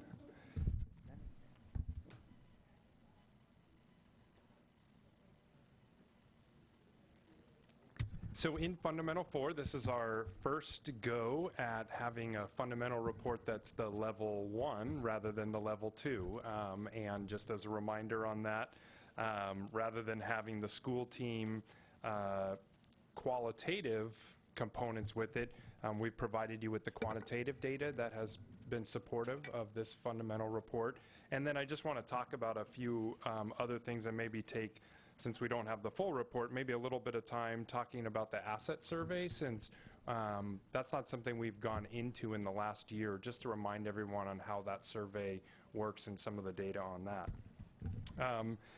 Similar to what Jamie had presented with respect to the asset survey, I think the dip in total assets of our students is indicative of the work that the school teams have already identified from our our paraprofessionals who are working with our elementary students on the playgrounds, to our teachers in the classroom, that including special ed teachers, specialists, all the way through our electives, CTE. I think we all know that that's an area we have to continue to work on. And as you had indicated earlier tonight in the Aspen report, as well as I think in some of the research that's coming out, it's not just the school district's responsibility, it's a we responsibility. And you had that conversation in your earlier meeting. When we look at the students particularly reporting youth programs, those programs in and around their community that they feel they can access, we had a fairly high mark on that, and that has been a consistent trend with 76% of our students reporting that as an asset. And I'll get into some of those indicators here in just a moment. When we look at the EES survey, the story has been pretty similar over the years. We have had some slight upticks in things last year, such as My Teachers Help Us Learn in many ways, many more ways than just talking in front of the class. We held constant in a lot of other areas, even in some cases having the exact same percentages. Interestingly, if you recall, last year we added third graders to this survey, and it didn't change the needle drastically. Just as a reminder on that because of the other work we are doing with the high caps investigation, we had third graders included. So the the EES, that Educational Effective Survey, again, that's third grade all the way through our 12th graders for that. So with that, let me kind of go into just a little bit about the asset survey as a reminder. Asset survey is given in the spring every other year. And so when we give it in the spring, then in the following fall, they get the Healthy Youth Survey. And so they happen in the same calendar year, but they happen in 2 different school years, if that's confusing enough. We have developed a chart to help us track that. But so that's why you see the data there, that there are missing years, as a reminder there. This is a survey that we give to our high schoolers, and it involves a number of questions. And essentially, there are internal assets and external assets. Those that are internal are internal from the student perspective, those assets that they have internally, and the external are those that they perceive as external assets outside. So for instance, we have a very low percentage of students who have the internal asset of reading for pleasure. That's one of the ones that stands out. And while we don't measure that discretely, I just point that out as that's not something that our students are reporting that they are doing often. I think we're in the low 30% on that. But on the flip side, if you look at things such as the youth programs, that's an external asset. And so they're looking at things inside of their families, they're looking about things inside the community, and things that they're experiencing in the school. So the survey is not just a school survey, it's really about the totality of their life. We have 19.9 as our average, and what that number is that's the average number of assets that our students at Mercer Island High School report having. And so 40 is the total. There's 20 internal and 20 external. And so we're right in the middle there, and you can see the slight decline from 15-16, where there were 22.3 was the average number of assets our students had, and then we had the dip. If you look overall and we say, if we put them into bands, and we say what percentage of our students are reporting 31 to 40 assets, we have about 8% of our students. On the other end, the 0 to 10 assets is 9%.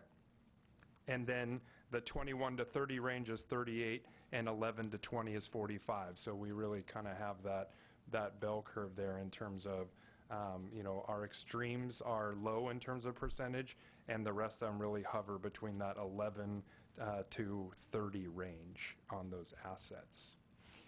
In conjunction with the asset survey, I think we have a unique opportunity this year because of our partnership with Youth and Family Services. We have the opportunity to bring Dr. Sunia Luthar to our district again this year. She was last here doing research just over a decade ago. Parents of those of you who have high school students, you may have seen Principal Puckett's letter, I believe a week ago, with an opt-out option for parents if they don't want to participate in the survey. But Dr. Luthar's work through Authentic Connections has really been driven in the last 15 to 20 years around what has evolved into high-achieving schools. So she really narrows her research into areas, and she, at one point in her career, she was referring to this as more of communities of privilege. That evolved into affluent communities, and that's when she was here about a decade ago. That was kind of her nomenclature, and she's now changed it to really high-achieving schools survey, the HASS, and that's because what she's finding is those who, when you look at high-achieving scores and high-achieving communities, you tend to also have those other indicators as well. And so she's done a lot of work there. What we're excited about is we'll be able to then receive data that's not compared just nationally or across our state, but really targeted to those communities who we reflect and who reflect us. And so students will really be measured in 3 areas: their well-being, the aspects of the school climate from their perspective, and then aspect of their parent-child relationship as an element of their developmental growth. So in 2 weeks during Bridges, our high schoolers will take the assessment. It's quite robust. It will take the entire Bridges class. And then Dr. Luthar will be here the week after spring break, and we'll start publicizing this in conjunction with MIYFS, and she will give a talk to parents sharing her findings. She will also meet with the high school staff to share her findings, as well as student groups at the high school. So she'll come and have an opportunity. So we look forward to kind of doing some correlations. That might be a little strong for us statisticians. We look forward to just making some connections. How's that? Putting my degree to work. Between authentic connections and our asset survey, as well as healthy youth. So it'll be another data point for us to chew on. In her report, she'll provide specific recommendations for us as a community. And when I say us, it goes back to the we that you were talking about, Youth and Family Services, the school district, the entire community, about what we might want to focus on in the short term to help with our students and the community they're growing up in. So that kind of tailors into both Fundamental 3 and 4, but I thought I would mention that in conjunction here. So with that, I'll take questions on Fundamental 4. Thank you for doing that survey. I think that's really great. I think we always look to find similar school districts as us and compare in that respect, kind of to raise the bar a little bit. I think that's a great idea that we're embarking on that process. So thank you very much for that. That makes a lot of sense. And thanks to YFS, they've been the partner in this, and it was a grant that they actually were able to secure to bring them for free. So this is a no cost to us based on this. So. And that seems like it was a strong partnership in Fundamental 3 review as well that we didn't talk about directly. So Absolutely. Thank you for that. Just curiosity, I was wondering if the survey is going to be very similar to the one that was conducted 10 years ago, so we'll be able to see trend data, or are we just going to be able to look at ourselves in comparison to the other communities that she's testing with this new kind of test or survey? Yeah, I've seen and reviewed the current hard copy of the survey. Director Jorgensen, I don't know what the survey looked like exactly, but I know that she has done many articles and studies on the longitudinal nature, so I've got to believe she's got enough that are correlated back or that are the same that we'll be able to look at two points in time and then also compare it over time with other like schools. So because of the nature of her studies and the research that she's doing, I think we'll get both.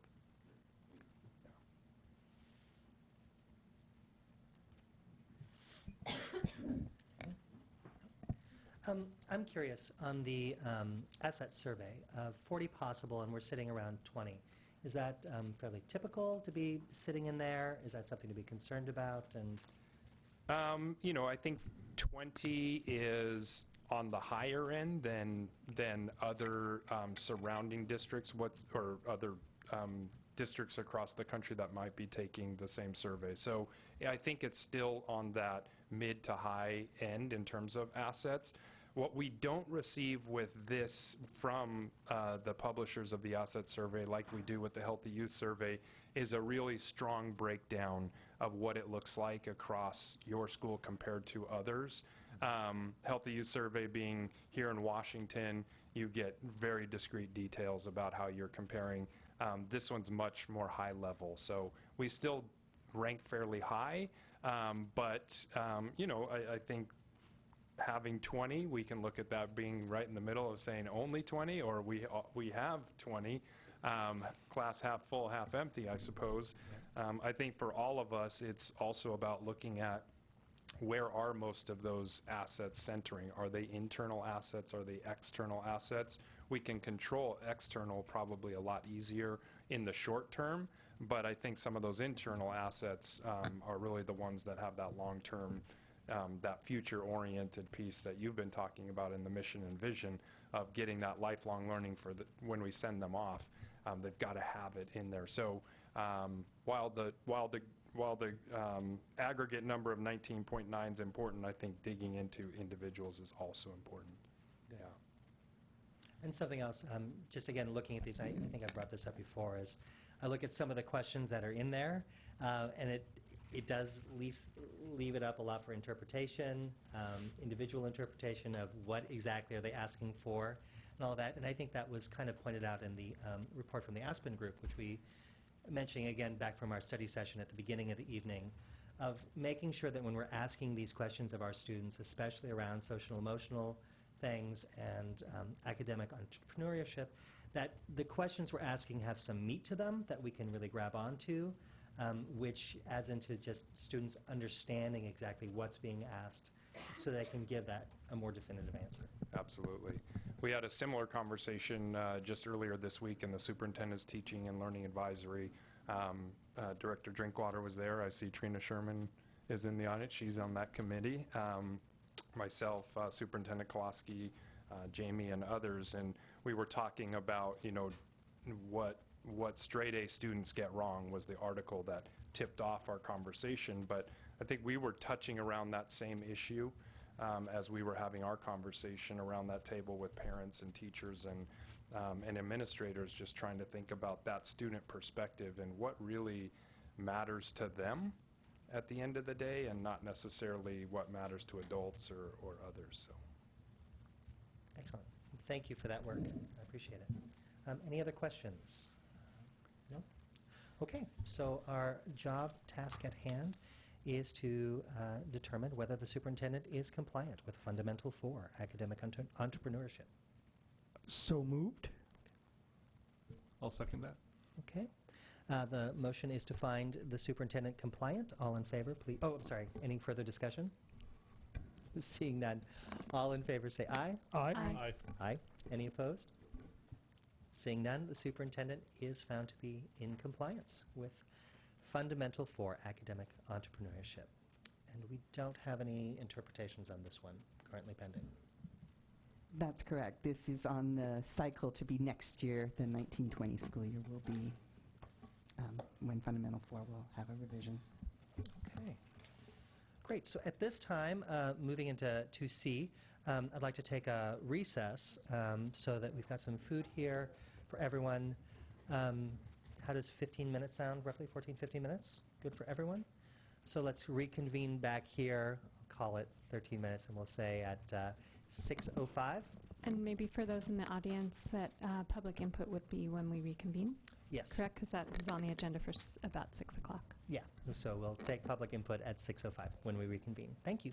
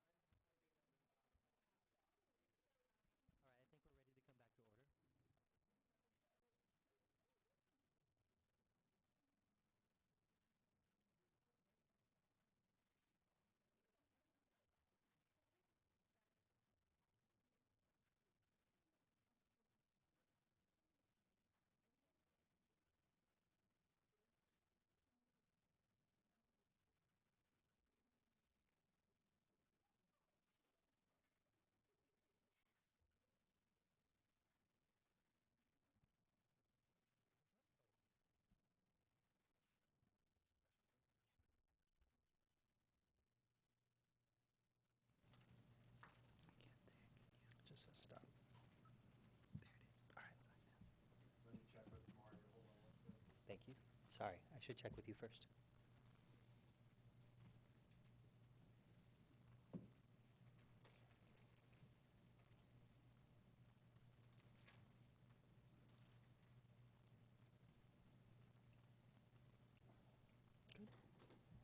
Okay, so it is 6:07 and we are back into our regular meeting.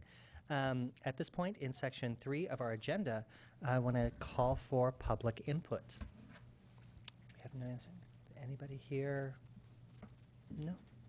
Okay, seeing no public input, we will move on. So up next in 3B, we have the superintendent's update.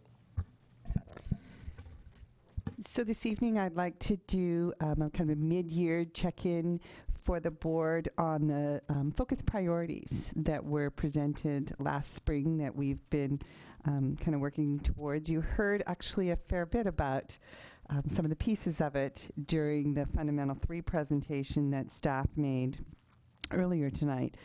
But there are some other pieces that I would like to have staff kind of give you an update as where we are in our process for this. So just as a reminder, the superintendent focus priorities in teaching and learning include professional learning, multi-tiered systems of support, and inclusive and equitable child-centered education for each student. So in professional learning, it talks about develop and sustain professional learning that has a clear focus and is student-centered, focused on the whole child, including social, emotional, and deep learning, utilizes best practices in support of quality teaching and learning for each student, is collaborative and educator-driven.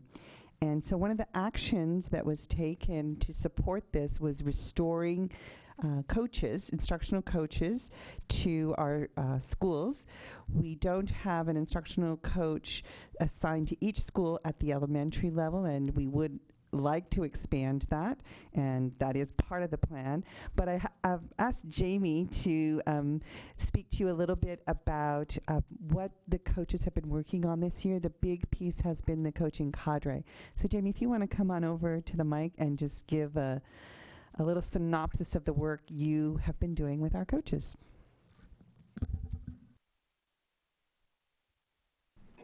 There we go. So this year we had the opportunity to have Danae Berger, who is a teacher who used to be at the middle school for a number of years. She was an instructional coach there and received a lot of professional development and training in coaching. And she was on leave for a few years, and there was an opportunity for her to come back and help us as we looked at the amazing educators that we had in different pockets. And we would call it silos, where we had what we used to call teachers on special assignment in our special education departments. We had SPED TOSAs, we had technology TOSAs, we had instructional coaches, and we had these incredible supports, but they weren't all coordinating and talking with each other. They weren't using a common language, and they were trying to do the best they could to support, but they didn't have a real system and a focus. And so one of the things we did this summer, that happened very quickly was we brought Danae on board to help as a facilitator, and we brought all what we used to refer to as TOSAs in, and we worked to change their role, their expectations to instructional coaches. And so we now have special education instructional coaches, classroom-based instructional coaches, technology integration coaches, and a differentiation instructional coach. And so we've got different people who are now all working under one umbrella. And so the graphic that they've created is an umbrella graphic. And under there, they are listed by area of specialty, but they all are considered instructional coaches. And so we've been working on establishing a common language, common practices, and collaborating and sharing so that as somebody who might be working with a special education teacher might be picking the brain of the tech integration coach, and they might be working together, or a classroom-based instructional coach working when a teacher comes and says, hey, here's a problem of practice, or here's something I'd like to improve, they're able to talk and figure out who's best suited to help support that, and then push in and work with that teacher, collaborate and partner using some consistent practices, so that no matter if you request a tech integration coach or a special education support or a differentiation coach. All of them are using kind of the same language and practices. A story always helps illustrate, and I think I'm going to ask Jamie to tell what has become my favorite story that I think occurred in a first grade classroom.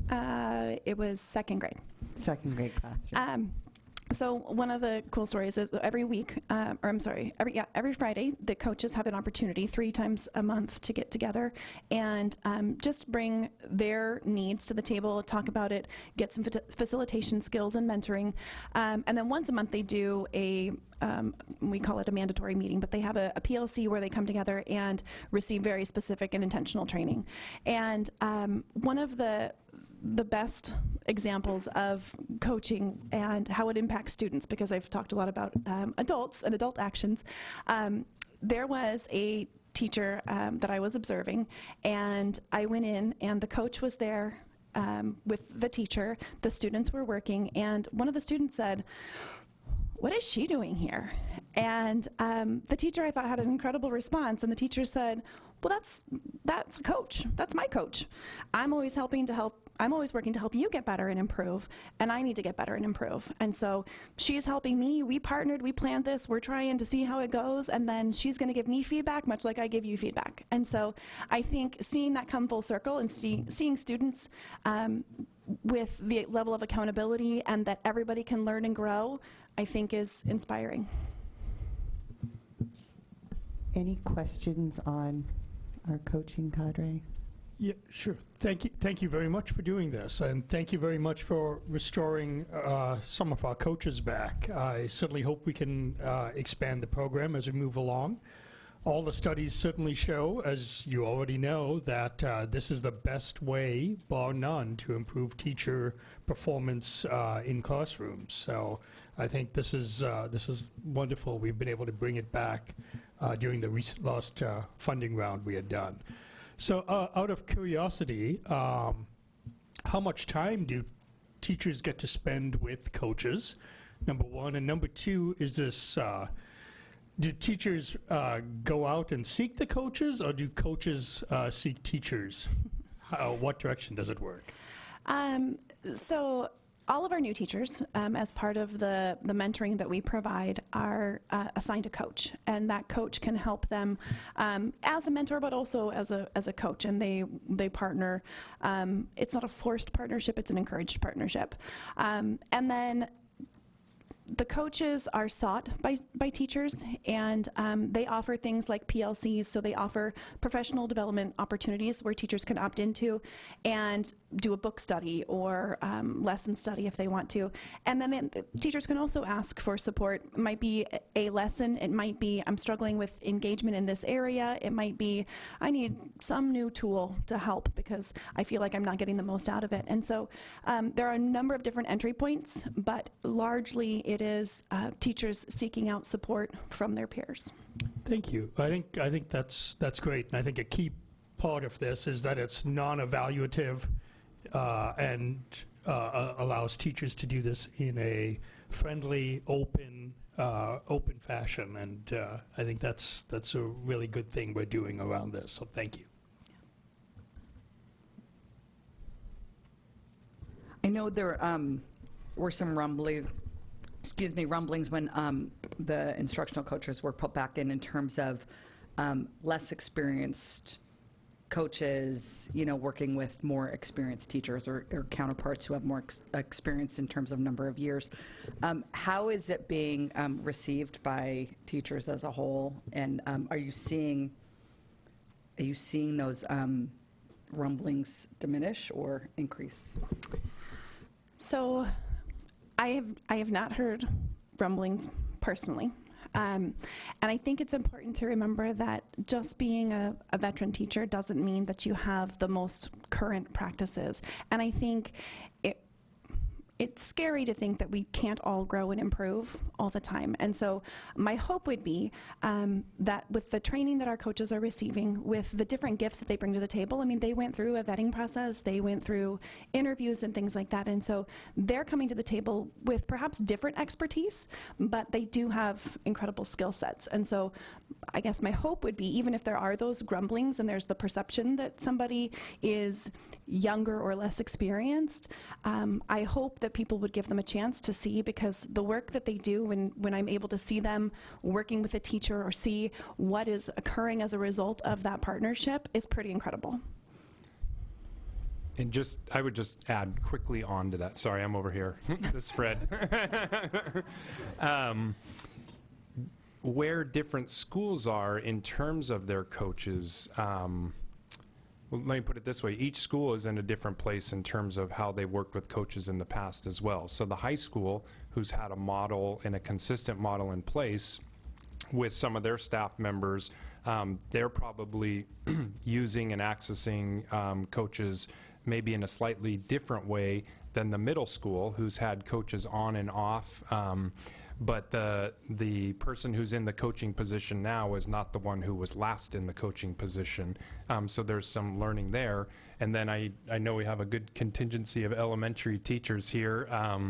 But our coaches for our elementary, two of our original coaches who were literacy coaches are now intervention specialists in two of our schools. I'm sure that, and I know from speaking with them, they're accessed in different ways and still their coaching mode, but they're intervention specialists. Now we have two other coaches who are new to the position, who came out of two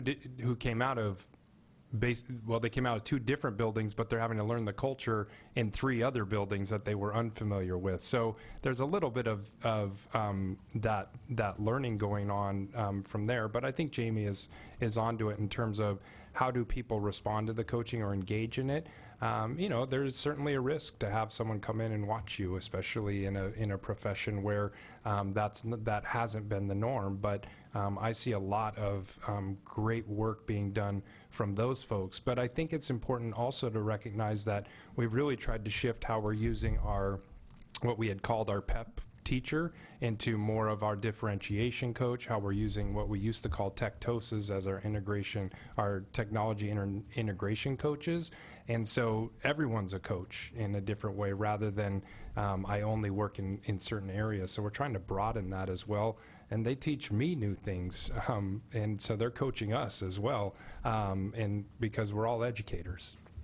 I also say that the professional learning communities for coaches now seems like a really good idea, and the fact that you've broadened the pool and definition of a coach so that there are more people exchanging ideas and learning from each other sounds like a great advance from the way the program was previously.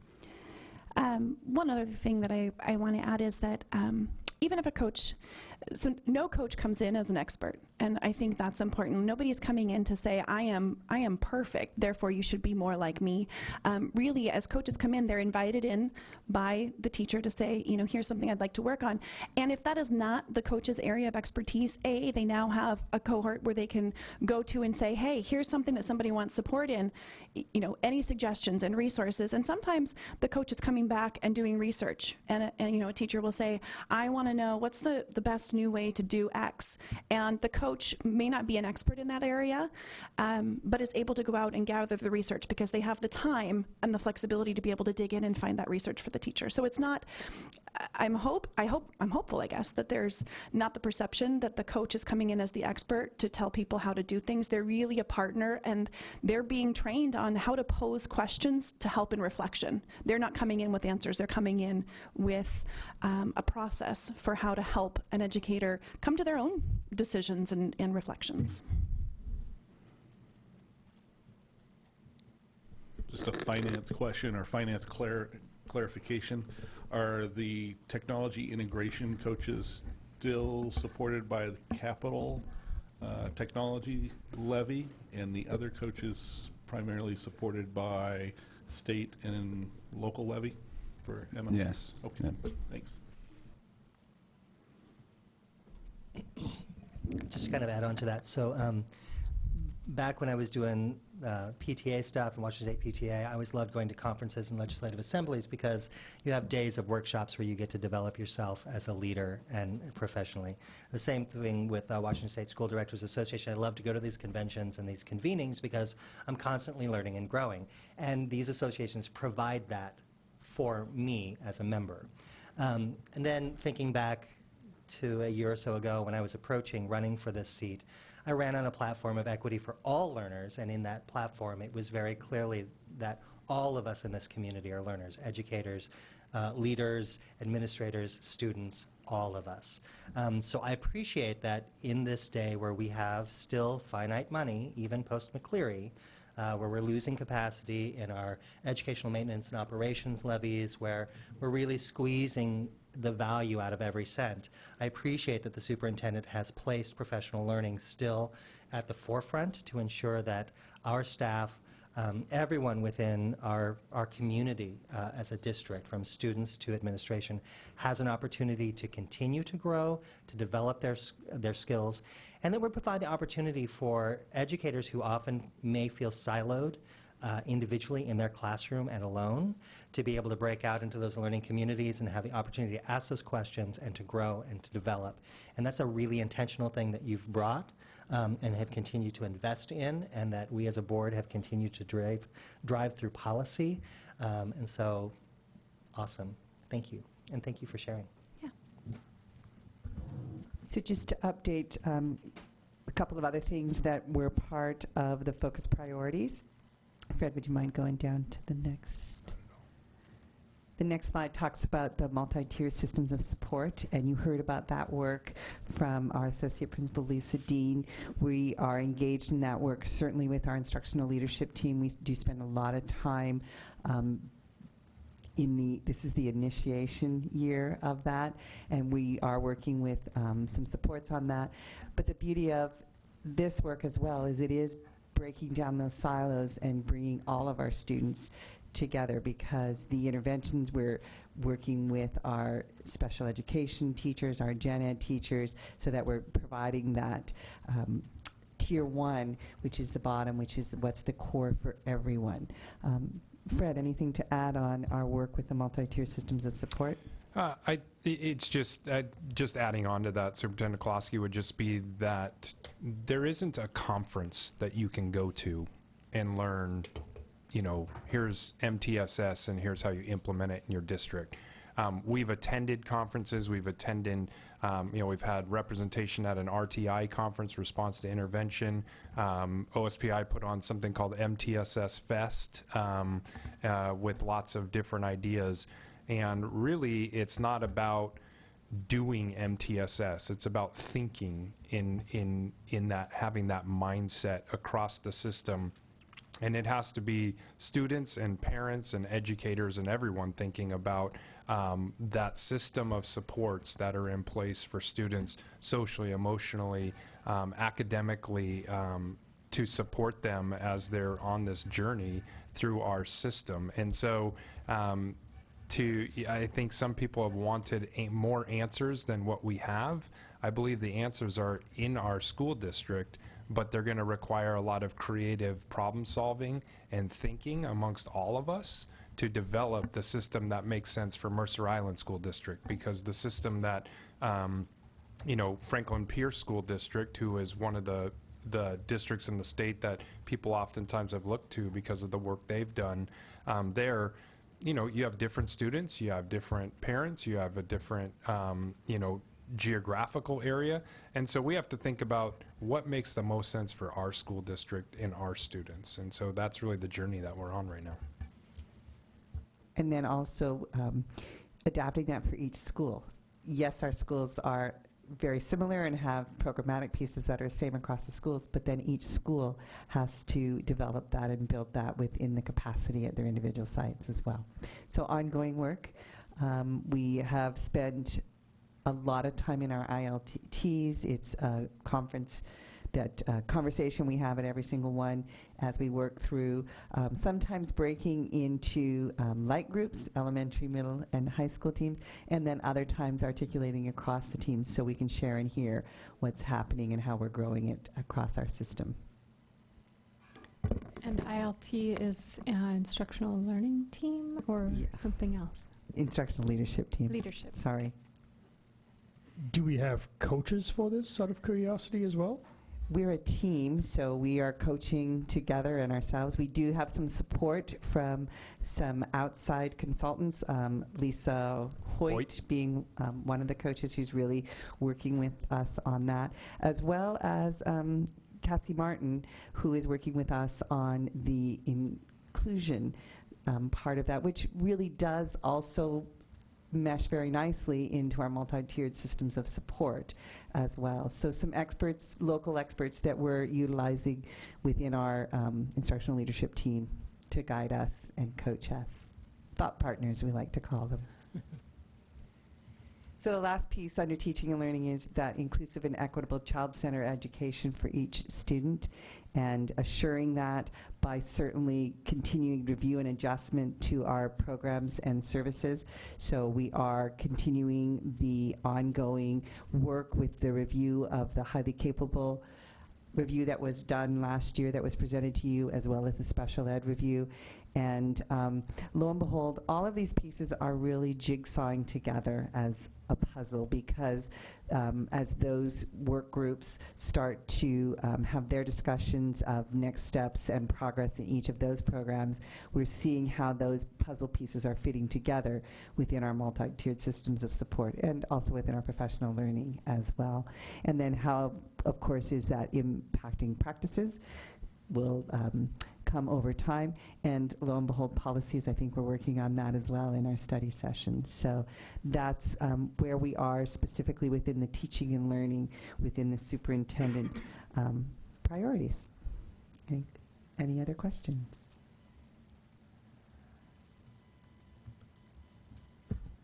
Thank you. Thank you for that update. That's timely, as we're about midway through the year now. Yeah. Excellent. So we're going to move on now to Section 4, Post-Monitoring Language Review. And we have several pieces here to review language on. We'll just go through them one at a time to see if anyone has any recommendations or questions. So let's look at A first. Board Policy 1601, Governance Management Connection. Any comments, questions, suggestions?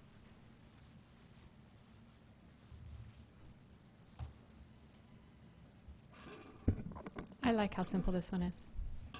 Yeah, it's pretty direct.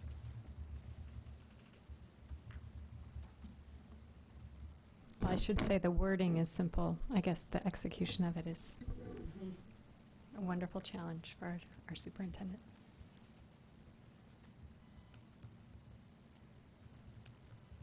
See reading eyes. Good. Director Jorgensen, good. Okay. Seeing no changes in language or questions, let's move on to B, Board Policy 1602, Unity of Control.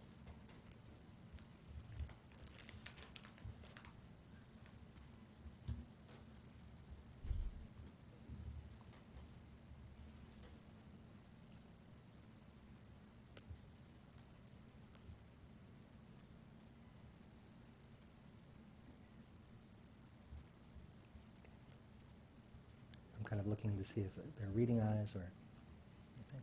No, okay. Seeing no discussion, let's move on to C, Board Policy 1603, Accountability of the Superintendent.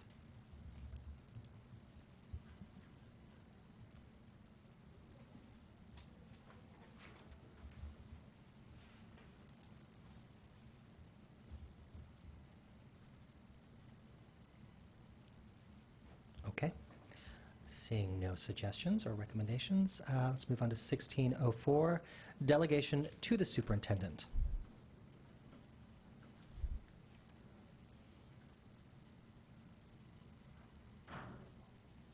Not seeing anything. Okay. We'll move on to E, 1605, Monitoring Superintendent Performance. Okay. Director Drinkwater. Having been the last president, I was really carefully reading this one, and I was specifically looking at item 6, that each January the board will conduct a formal summative evaluation of the superintendent, and et cetera, and what the document will consist of. And I, as we're in the midst of this actual action,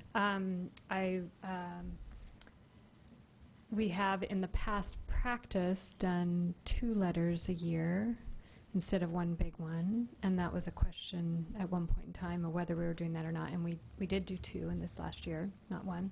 And so I'm wondering if that's our practice and we like that practice, do we want to change the language here to reflect that practice, or do we want to go to 1 a year? And then, so that's a question I have for the rest of the group. And then I don't have a strong opinion either way. The other part is in item D, conclusions based upon action, whether the superintendent has achieved or made reasonable progress toward the superintendent's goals to the board. I think hasn't always been clear as to what those goals are, and that's prior to the superintendent. I was glad to get the update on the focus priorities because I feel like, at least from my perspective, those focus priorities that you presented to us at the beginning of this school year function as goals that you are then giving to the board as your goals. And therefore, we should evaluate you on those per this document. So I just want to kind of point those out as we're in the middle of this process right now and make sure we're all on the same page and maybe adjust some language if we feel that's necessary to do what we want to do. So I wanted to open that up for discussion. Dr. Jorgens? I think also it's probably worth noting that typically we haven't been working off the goals model. We've been working off the fundamentals, and I think it's important for everybody to know, including the public, that when we review the fundamentals, we vote to find that the superintendent is in compliance. And towards that end, I think that model has worked out quite well because it's a continual monitoring throughout the year, and it's reflective of our fundamentals, which have been, there's been a lot of thought put into it, and it could be applied to also goals as well. So there could be a mixture of both. But up till now, I think we've been primarily focused on fundamentals. Right, and the earlier part of 6 in A, B, and C talks about fundamentals and operational expectations. And so we've been doing that. Definitely. We've included the operational expectation evaluations and the fundamental evaluations as part of that letter of evaluation. But what we haven't done is the goals. That's why I brought that up. And then just to complete my thought, I do like the 2 letters a year. I think it allows the board to communicate effectively with the superintendent, and leaving it to 1 year, that's a big gap potentially.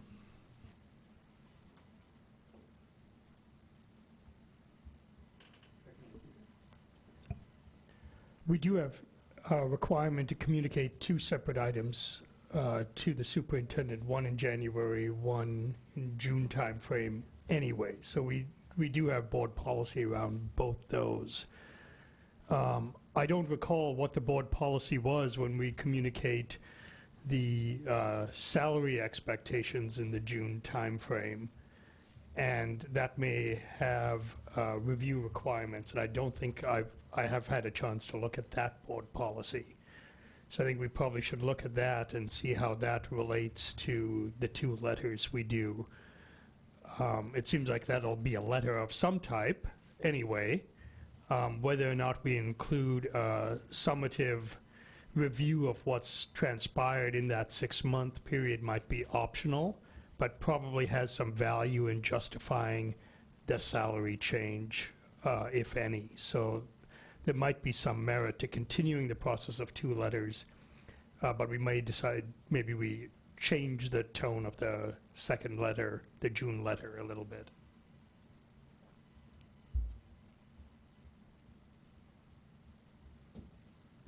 I don't have a strong opinion, and I will defer to those who have had more cycles of this than I have. I think 2 letters a year is good, especially now that we are getting some goals and meeting those. I think it's great to have that check-in midway through the year to see how that progress is going. And maybe, I don't know if we need to formulate that anymore, but definitely being aware of D on here.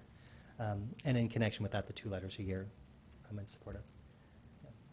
I think the pretty key piece of D is they are superintendent goals.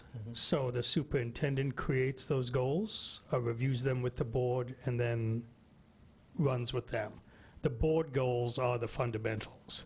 And I think we've got to be pretty clear about that the board can't be putting new goals into the superintendent's goal-setting process there. So as long as that's the intent of this. So I think we're good on that too.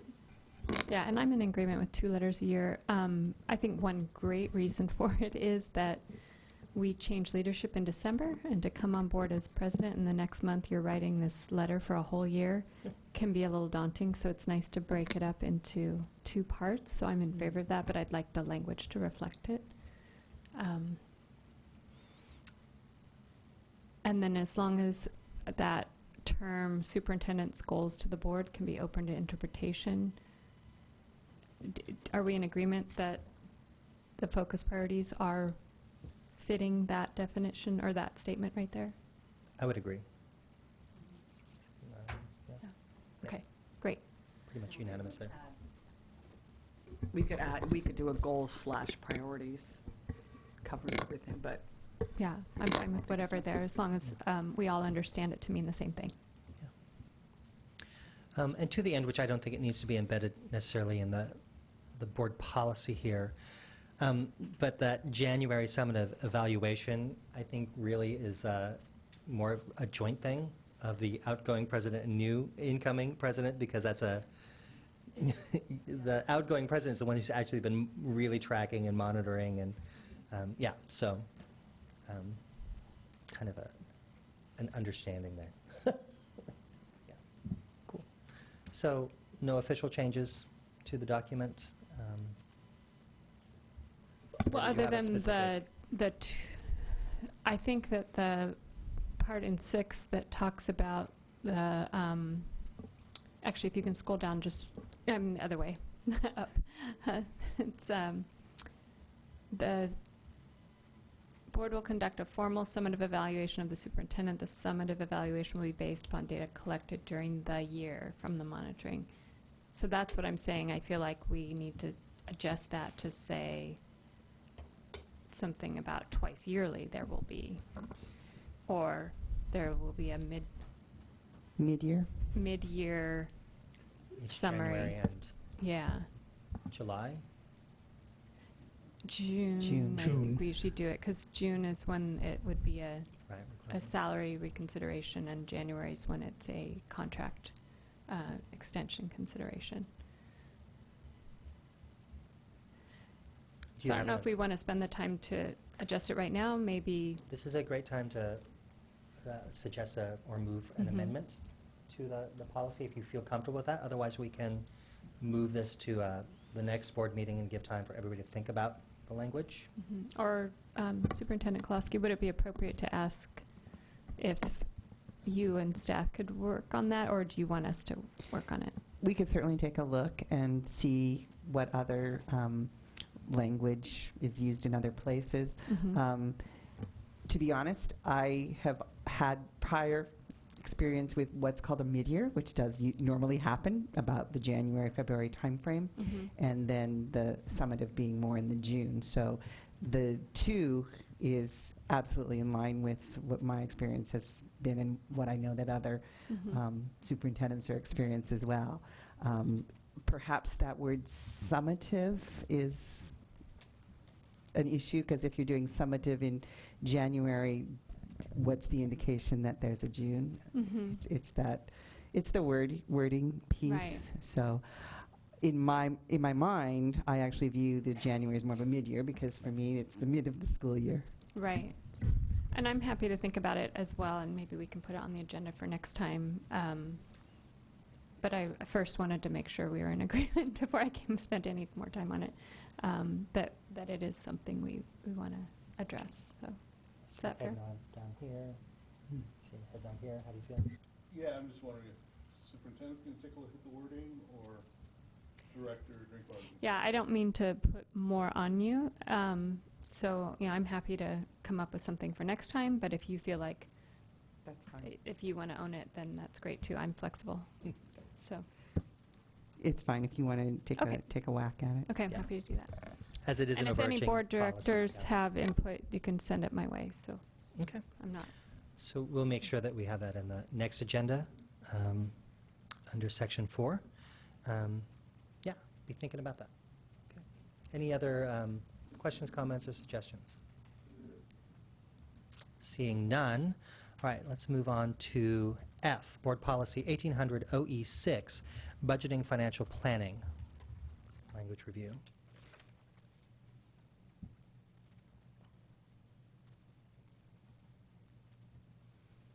Anyone off the bat? I do have a couple of questions myself, but I want to give others a chance. Okay. So under F, let's see, I'm looking at 4E.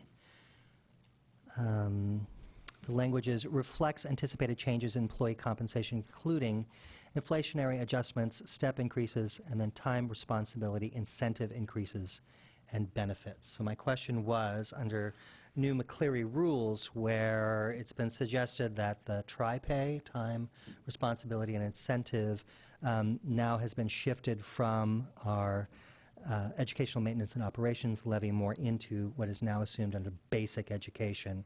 I'm wondering if that should continue to be called out here in section E. Do we still consider time, responsibility, incentive a component of this, or has that something that we assume has been resolved under McCleary? We don't carve it out separately as previous salary schedules had indicated. And most of the schedules we look at don't carve it out, don't use that terminology, so to speak. There'll be specific things that'll be indicated, an example being in our contract for next school year are the other professional development days, but they're carved out as professional development days. They're not tagged as, time, responsibility, and incentive. Quick question. What letter, what number? It's under 4E. 4E. So in the abstract, though, so tri-pay, we used to have explicit in previous bargains. It is now more in the abstract because we think about people having time for professional development, which isn't included in here, yet that is still compensated. We think about time for district-wide professional development. We think about other aspects of the work, as in coaching or taking on after-school activities. So in the abstract, there are a number of other things, technological learnings. There are a number of other things that teachers may do that they get compensated for that are not explicitly called out here. I just wonder if that all falls under the abstract concepts of time, responsibility, and incentives. And it allows us to kind of bundle that all out without becoming overly explicit about these type of changes. No, I like the language as is. I think we have that responsibility as contracts come up, even though it's not called tri-pay. We have individual, it's up to our board to, for the two negotiating teams to come to an agreement, and that whole bargain is taking into account many of those things. So I don't think just because tri-pay's gone doesn't take away these terms.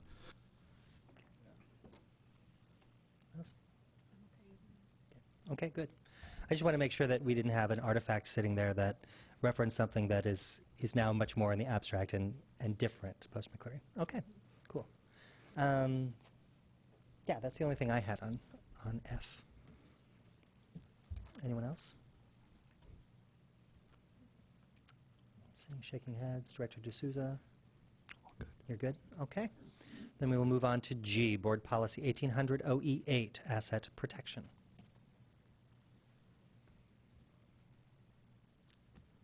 Nope. Nobody's jumping forward. Okay. Then we go through. We will revisit. Which one did we say we were going to revisit? The E, Board Policy 1605 at the next board meeting.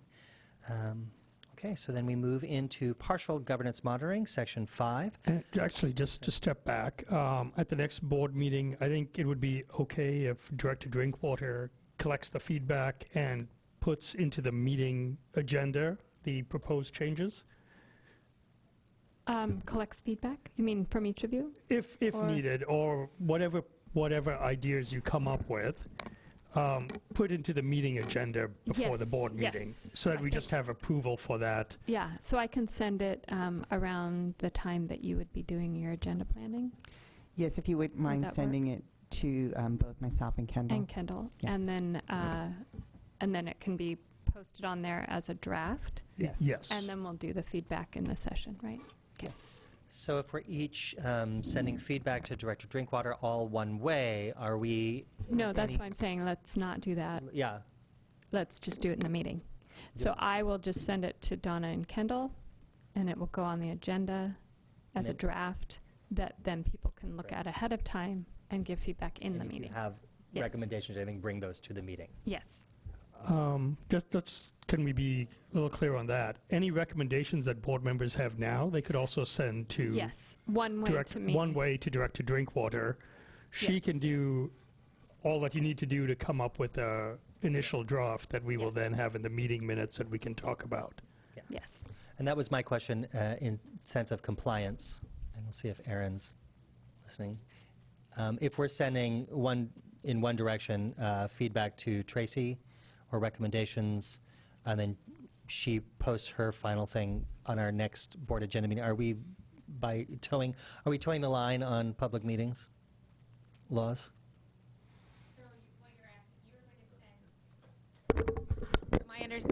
My understanding is you're going to send comments to Tracy. Tracy's going to then put them in one document and share them all at a public meeting, and then or synthesize all those thoughts. Probably synthesize. I don't expect anyone to do it, and if one person does it, I will be surprised and pleased, and that's great. I don't expect all the other 4 to contribute to it in any way, but if you do, that's great. But I wouldn't respond except to say thank you, and then Okay. I'll synthesize it into one document that will then be a draft. Then you should be fine because you're not actually... We're not making a decision Correct. outside of the board meeting. Correct. Okay. So as long as we're towing that line, but not Just don't go crossing back it. and forth. Okay. Yes. So no back and forth. Great. So we'll do that. Thank you. Great. Okay. Moving on to 5A, Board Policy 1800 OE7, Financial Administration Quarterly Budget Update. So Ty is bringing forward for you this new process of a quarterly budget update.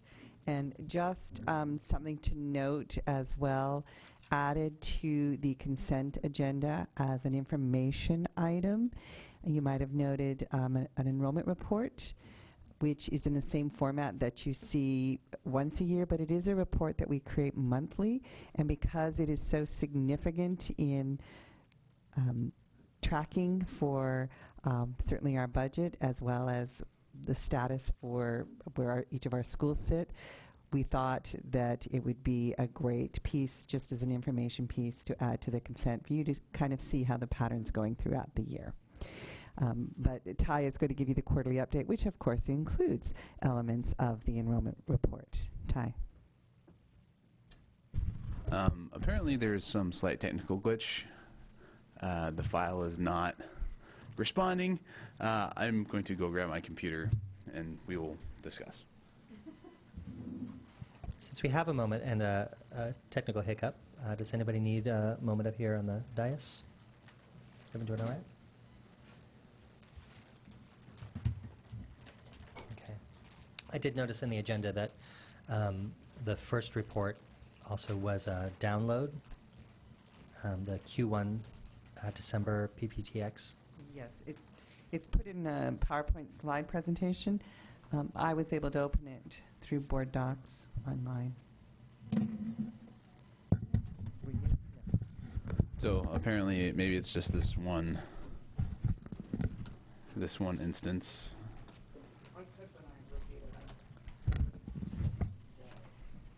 I haven't had issues opening files before, so this is rather mystifying. I apologize for the delay. Oh. All right. Well, hopefully everyone else can still access it. I can. I have the original on my laptop.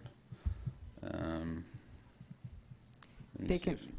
You should be able to open it usually on Board Docs. I'm wondering if the computer that is linked, does it not have? Because it has to open it as a PowerPoint. So I'm wondering if it has PowerPoint. That doesn't it does have have PowerPoint. So I'm not entirely sure. Again, apologize. Right, public should be able to get into it. Yeah, the public should be able to get into it. I was able Docs. to access it off my laptop just now, so I don't know what's going on with this specific terminal, unfortunately. So this is our, again, this is part of our quarterly process where we take a look at the budget indicators, the key indicators that drive our budget. And again, those indicators are student enrollment, which drives revenue, staffing, which drives our expenditures. The vast majority of our revenue vast majority of our revenue is driven by students, and 85% of our cost expenditures is driven by people, both certificated, classified, salary, and benefits. So for the period ending December 31, excuse me, December 31 of 2018, we had our enrollment decreased by about 8 students from the beginning of the year in September, from the first count, and about 37 student FTE down from the previous year in December. The actual to projected student enrollment was 4,370.03. Projected was 4,370.54. It's really close. About half a kid. It's Solomon's rules. It's not an auspicious start to the year. Facing some potential declining enrollment, so we will continue to monitor it closely. But again, we are pretty much where we budgeted for. So at this point, we will not be losing any additional revenue from the state in terms of apportionment due to declining enrollment. If we lose more kids, we might. But at this point, we are at our budget. This also means that we will not be getting any more like we have in the last couple of years. We've had some higher than projected enrollments, which have significantly benefited the district. In terms of staffing, we are currently staffed at 314.6 full-time equivalent positions, and classified is staffed at 152.6 FTE. We budgeted for 317 certificated and 158 classified. So we are not at full capacity when it comes to employment. Part of the reason why is we want to give ourselves a little bit of flexibility when it comes to student needs and staffing needs, specifically related to the classified.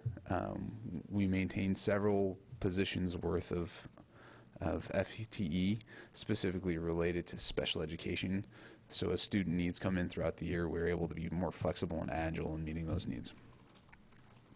Revenues, as of year to date, as of 12/31, we have brought in $24.9 million out of 69.8, or about 35.7% of our budgeted revenues. It's, accounts for 4 months out of the year, essentially. So we're about a third of the way through the fiscal year, which makes sense for about 35%. Expenditures, we are at 22.3 million out of the 71.6, or about 31%, so we are just slightly down. Again, it was kind of a rough ball estimate in terms of what was going to happen with bargaining, and we are still closely monitoring expenditures as we go through the year in terms of salaries and benefits as to how that's going to affect the final budget. So you can see that we do have, when it comes to the ending fund balance, we are about 600,000. Excuse me. When it comes to the spending, the revenue, sorry, I'm getting over a cold and a migraine. So I apologize. Resource utilization. Revenues versus spending, we are $600,000 positive. So we've brought in $600,000 more than we have spent so far this year. However, this is the year that we switched to the new levy system. 2019 is the new levy. So the April and October deposits from King County Treasurer, which used to inject large amounts of cash, will no longer occur. We will get significantly smaller amounts in April, so we will be relying more on state funding. So it'll be interesting to see how that changes as we move into this year in terms of resource utilization. But as far as we're concerned, we're right on budget. We're not projecting to exceed budget at this point. Any questions?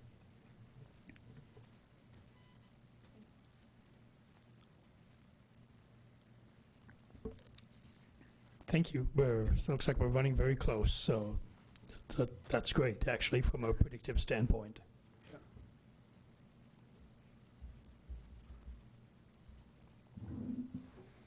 Any other questions, concerns, comments? Okay, no. Seeing none, we'll move on to 5B, Board Policy 6212, Procurement Cards, first reading. Okay, me again. For many years, the district has had 2 credit cards. Years ago, there was some fiscal problems that occurred in the district in terms of spending control. And the previous boards removed the district's ability to use credit cards and limited their options. We have started to see that it's created some problems within the buildings. It does not allow us to be flexible, does not allow us to be agile. Technology has increased, procedures and practices have improved, as well as financial rewards associated with procurement card programs. Many banks now offer incentives for government agencies to use programs. So we'll get a certain amount of money back every year based on spending and activity. Now, this being said, we're bringing this policy to the board because we would like to reinstate some of these procurement cards within the buildings. And we've taken a look at multiple districts worth of policies and procedures. We are building a pretty robust procedure system. We will be implementing new credit card modules within the Skyward software program. We feel that this will allow the buildings to be more agile in terms of meeting small procurement item needs. There will be some pretty strict limitations placed upon what buildings can use their procurement cards for, as well as how much they can use it for. This is not to replace the procurement process. We will not be trying to avoid bids. We will not be trying to avoid RFPs. We will not be trying to avoid requisitions and purchase orders. This is more for small item purchases.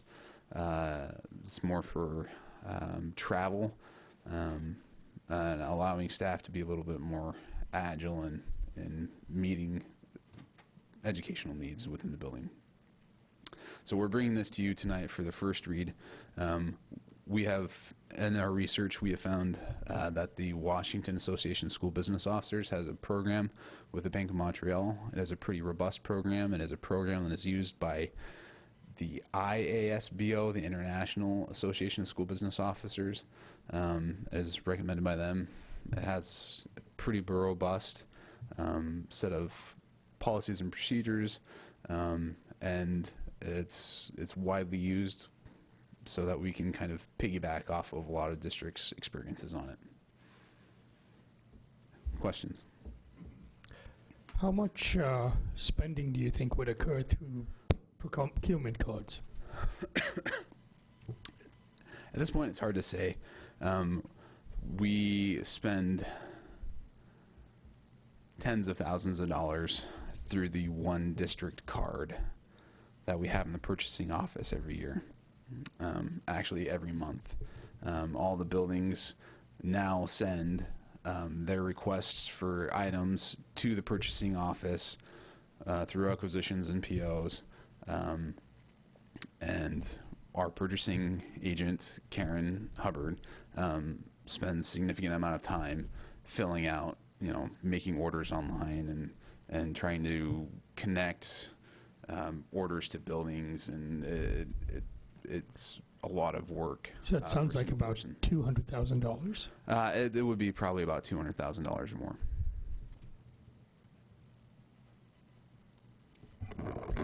Is there a model policy in WASDA or other we're bringing you tonight the model policy from WASDA. We've made a few slight edits. They use the word credit cards. We use the term procurement cards.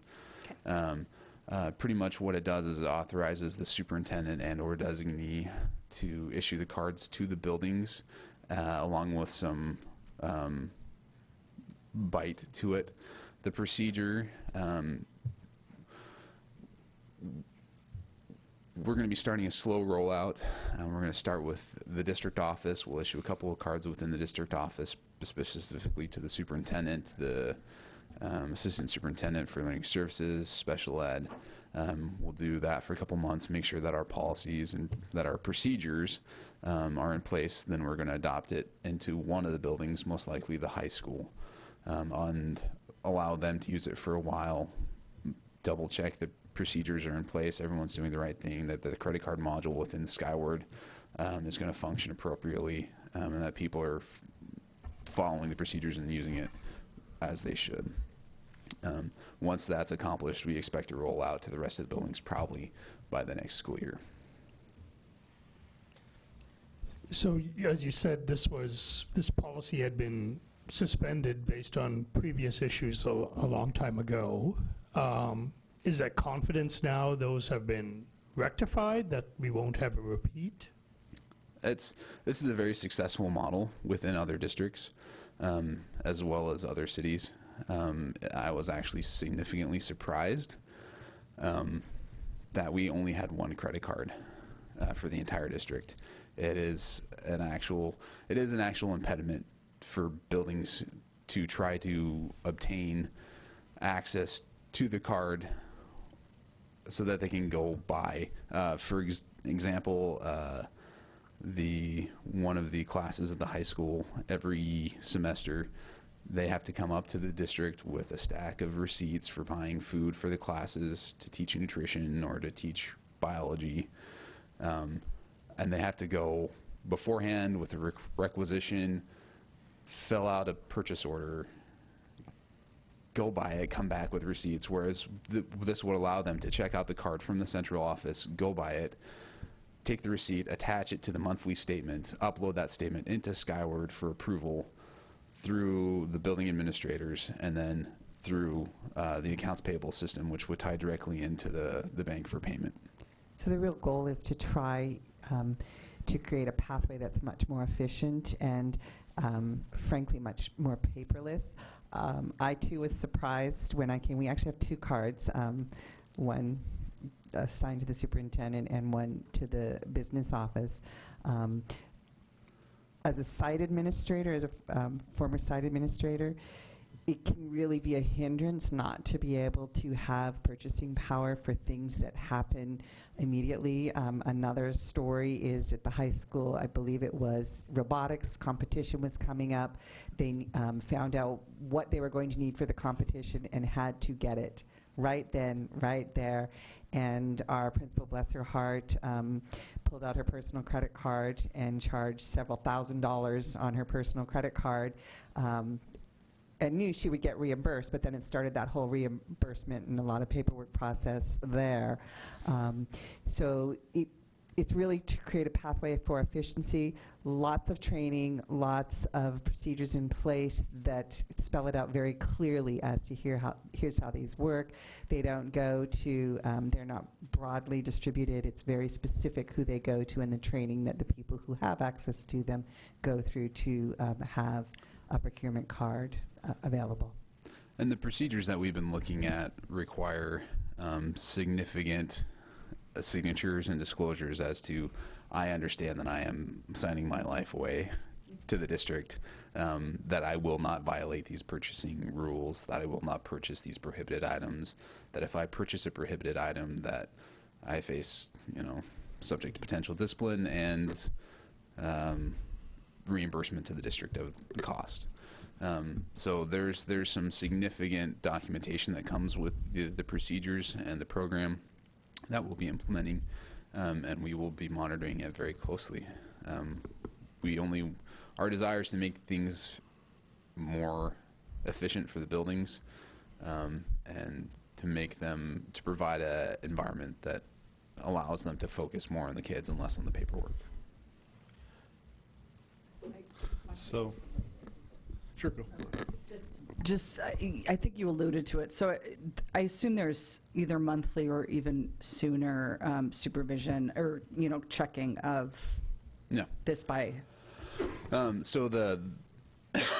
excuse me, the software module within Skyward links directly to Bank Montreal, the credit card issuer, so that as transactions are processed through the issuer, it will automatically update within Skyward. So that way they can attach immediately their receipts and their purchase orders and attach all the documentation that's needed, and it will provide a much more robust way for tracking purchases and for approval processes. And it is every card will get its own separate statement with its own separate reconciliation process from the district. So appreciate this work. This is something that I'm very sensitive to. I think we're exceptionally supported by our public for our M&O levies, for just the taxes that they pay, for the trust that they place. And this is a situation where one bad experience can do away with a lot of public trust. And so I'm very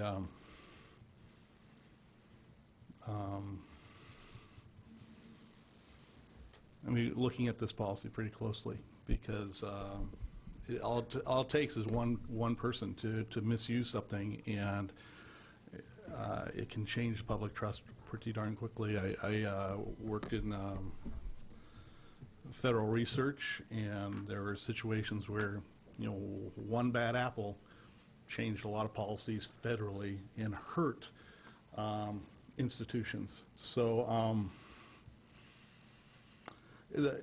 is there a justification filed? Is there a justification form that's filed for each purchase? Or is the justification just the employee signing something when they're issued the card saying that whatever purchase they make are in line with public education goals and in line? Or is there in the Skyward mechanism, is there a way that somebody types in a way job costing what this is going to and what the educational purpose was for that purchase? Usually when there's a reconciliation of credit cards, when I was an auditor for the state and I audited purchasing, I would often take a look at the credit card reconciliation packets, and there's often a, transaction. What did you buy? How much was it? What was the date? What was the reason? That's entirely within the realm of possibility of what we can require them for. They will be signing. We're not going to issue cards to every staff member. It's going to be like 1 or 2 per building. And But the policy does say it opens the door for any employee, the policy. For any employee as approved by the superintendent and or designee. So I guess the question is there a place in the software that allows the individual purchaser to kind of cite why this is? Yeah, and as we're reviewing it, we in the business office, our accounts payable person, as well as our budget coordinator and accounting coordinator, myself, will be taking a look at these purchases as they come through. And one of the things that, as one of the acknowledgments that they are going to have to make, is that purchases are for an educational reason. And But is it just them checking a box, or is it filling out a sentence of what's the purpose? And there's a slight difference. And I'll have to do some additional research on that. Okay. Because one situation could be that it spells out all the things and they have to sign it, and then suddenly that employee is 5 years into the process. We sign a lot of things and people forget policies and procedures. Yeah. And I would be interested in knowing if there's a justification. Because if we are saving time in terms of paper processing, we also want to help make sure that these purchases are compliant. This is Erin Battersby speaking. It's my understanding, this happens a lot in HR. We do not have access to a credit card, but we have to post jobs. And some of our jobs are better posted on, let's say, PugetSoundJobs.com or Craigslist, depending on what we're looking for. We have to try to reach different demographics. What happens now is we pay for them with our personal credit card and then print the invoice, file a requisition, which we have to attach the invoice and the Y, and then we eventually get paid back based on that with a check. My understanding of what this process would look like is I would use the credit card. I'd still have to do the requisition and justify what it is and attach the invoice. So it's not as if it's just skipping the part where I'm getting miles for a school purchase, which I don't do because I won't use a card with miles because I think that might look scary and I'm Uber compliant. But I'm sure other people where that could happen. And I think one of the benefits of having a district-based card is that all those purchases, there's cash incentives for the district. So those bonuses go back to the district instead of whoever unfortunately has to use their personal card. The other hurdle that it overcomes, there are situations where students haven't gotten what they needed in a moment because the staff didn't have that balance on their personal credit card. And there was not an administrator available who also had that limit required. No, I fully appreciate the benefits of this. I just want to understand a little bit more about the compliance with it. And that's one point. And the other point is Montreal Bank, I'm sure, is a great bank, but I'm wondering if WASDA or anybody else has identified a U.S. bank that could provide the same service or similar service. And we can definitely take a look at it. We were moving with the WASBOs, and as I said, it's the preferred partner through WASBO. They have significant training and structure and supports placed around it. So we'll definitely reach out to other credit card processors. So I appreciate the issue of all our staff members having to deal with using their personal cards and then having to get expensed or reimbursed for it. That's just a nightmare. I think that really tells me what a compelling problem we have here around this, and then people are filling out the justification form. So that is an issue. That stings when people have to use their personal cards. And so the spending is happening, I guess, quite clearly. I think we might grease the tracks. The concern might be we might grease the tracks on more spending. So I guess when I was board president, I guess when everybody is board president, we get to look at what the auditors did, right? The state auditors would come in and review spending. And I seem to remember multiple times during that process, they called out, they do an extra look-see on this type of very flexible spending. And look, so what are the implications on that audit process for us by having these procurement cards? It would be most likely if they saw that there was an unusual vendor or a significantly large transaction that was processed through a card, they'd probably take a look at procurement cards. Procurement cards are usually once every 3 years. I mean, it's a normal thing to audit and be audited on. It usually comes in under an accountability audit to make sure that they're following policies and procedures, that purchases are allowable, that there's controls over it, which, as a former auditor, I know what I'd be looking for myself. So we will, as we're preparing the procedures, we'll have some very robust controls over the process, and we will definitely be audit ready. And we'll if this does get implemented and we do get approval from the board to move forward, most likely we'll get an accountability audit within the next couple of years into the procurement card process to ensure that we've got good procedures, good policies in place, and that we have substantive controls.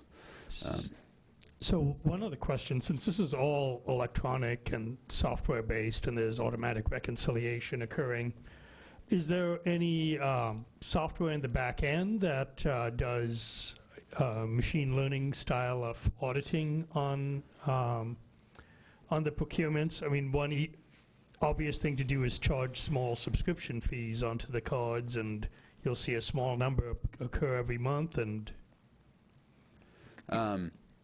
that type of, there might be some additional audit features built into the banks on the bank side. I don't believe that Skyward has any audit features itself besides the approval tree. Most of the audit features that an auditor would be looking for is an approval process, that there's a justification, that there's approvals, that it's an allowable purchase under policy and law. In terms of spending habits, is Johnny X spending appropriately?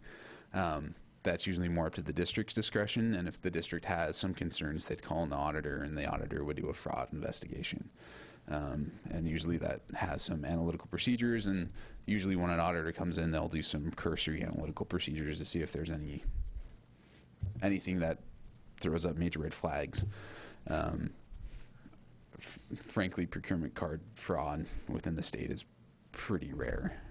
Yeah, I think there are some companies doing kind of more modern machine analysis of this, so that you don't have people always auditing it manually, and then you can catch issues quicker.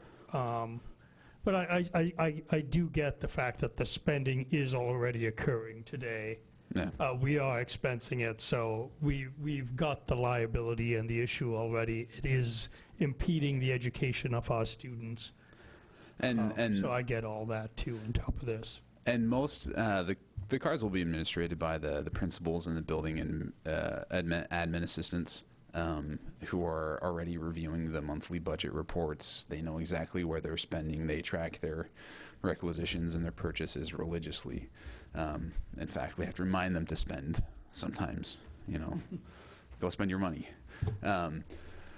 So it's they're going to be the ones that are holding the cards and releasing them or purchasing for the staff members. I mean, we're we're going to be issuing maybe 12.5 cards.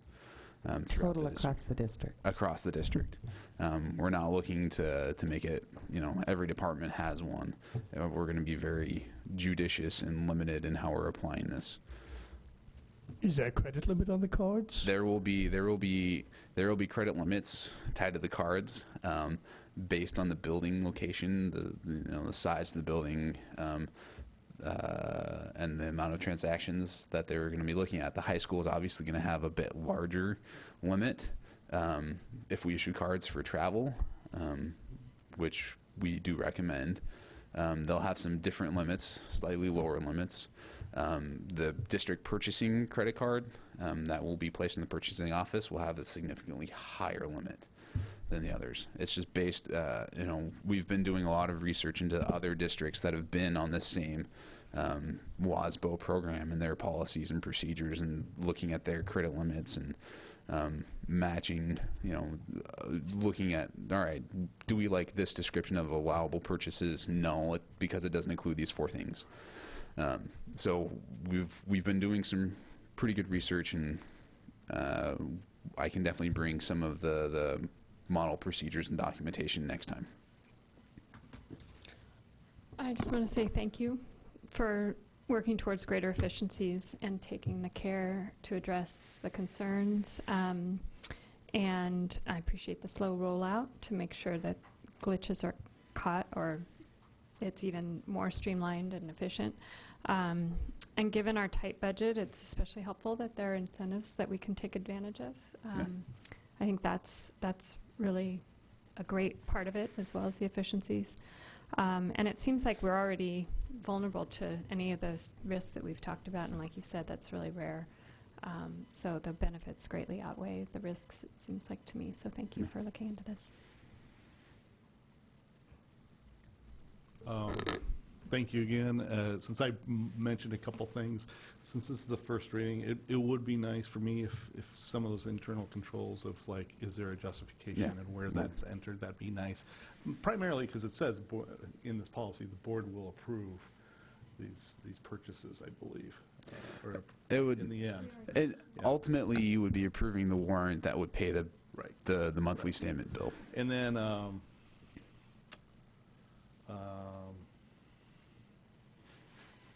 but I do appreciate the increase in efficiency, as well as people not having to use their personal cards. Because we want to be a forward-looking board, I'm not going to ask about what went wrong and what were the incorrect internal controls, but I'm assuming you and others have looked at that and are sensitive to that, and making sure that we're learning from history here as a district. And so, and that's about it. And then also, just if there is a U.S. bank, that'd be great to know. Yeah. Thanks.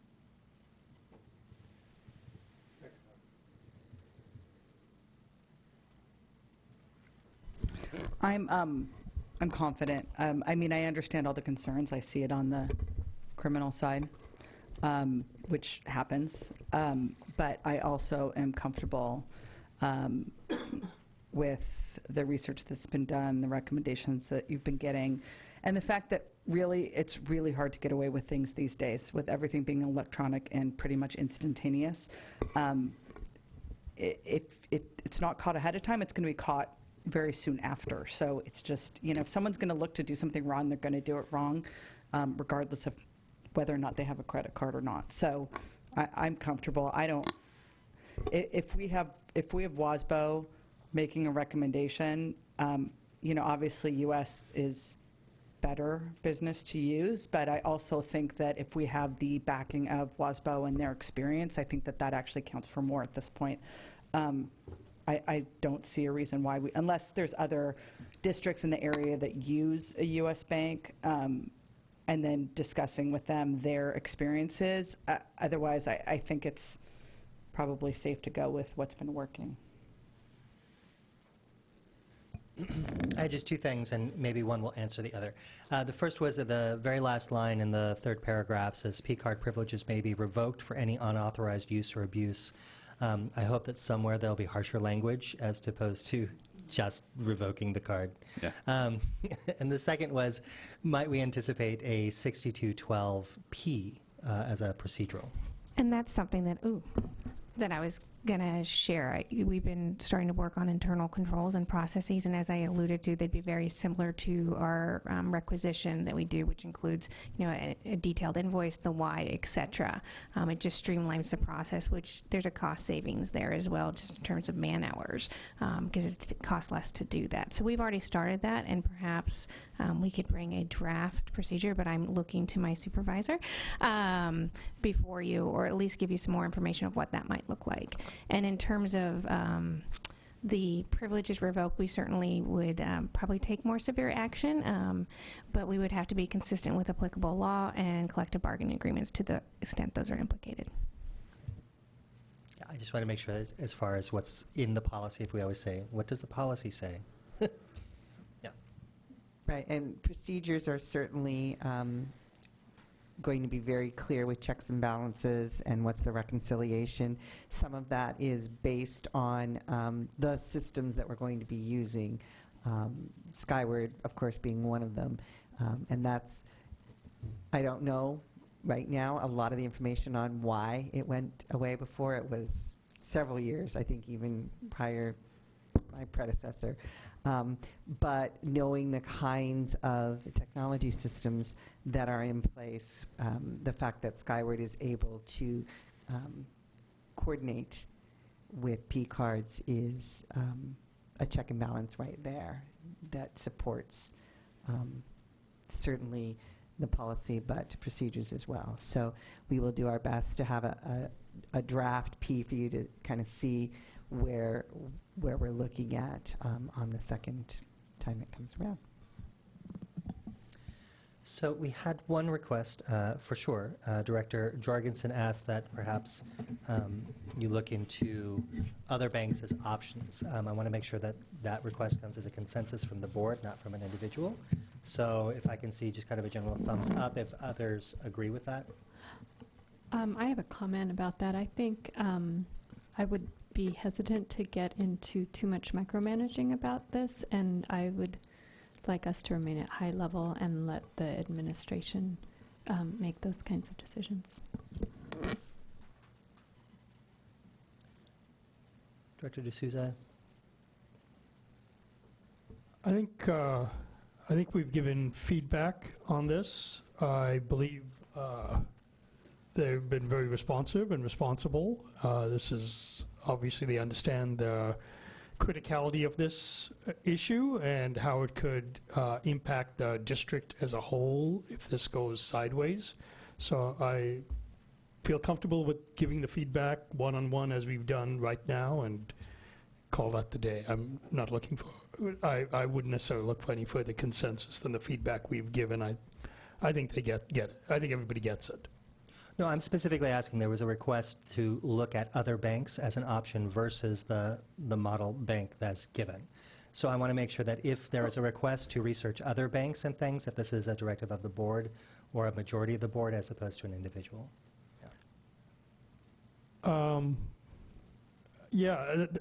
actually, I'd suggest looking at other U.S. banks too. Okay. But, I think we've given, we're given a number of pieces of feedback around this, and it's fair to. I don't know if we voted for consensus around each piece of feedback around This is a That's specific request for additional research or additional work to be done in a specific area. No. So looking at bids or other banking models that could be potentially a heavy lift. I want to make sure that that comes from the board. At the same time, I said it'd be nice if there was some information provided on the justification. And I think the thing, my statement was, it'd be nice to know if there were other banks that would provide the same service in the U.S. I don't necessarily want it to be a mandate or a directive. I'm throwing it out there, and I'm. Right, but as that will require additional work, I want to make sure that it's a request of the board and not an individual for that additional work. Yeah, and I think I'm not necessarily even thinking it's a request of the board or an individual. I'm just throwing it out there as if they're interested in looking at it, great. If not, that's fine.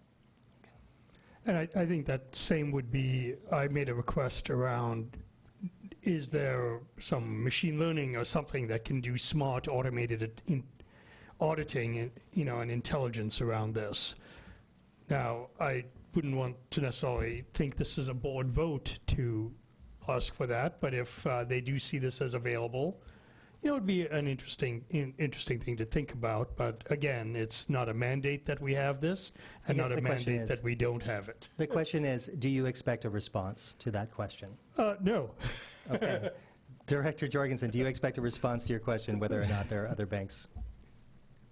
I trust the superintendent and CFO that they, I think, know the spirit in which I brought that up, and that they'll consider it. And no, I'm not expecting any reports or anything like that. All right. Director Lurie, any input on that? No. Okay. So the board trusts that you will do that work and make the right decision. And you will see this come forward at the next meeting. Okay. Awesome. Thank you. Anything else? We're good?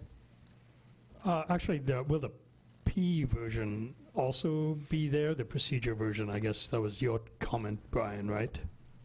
It sounded as if that being worked on already. We do have some drafts in progress for the procedure.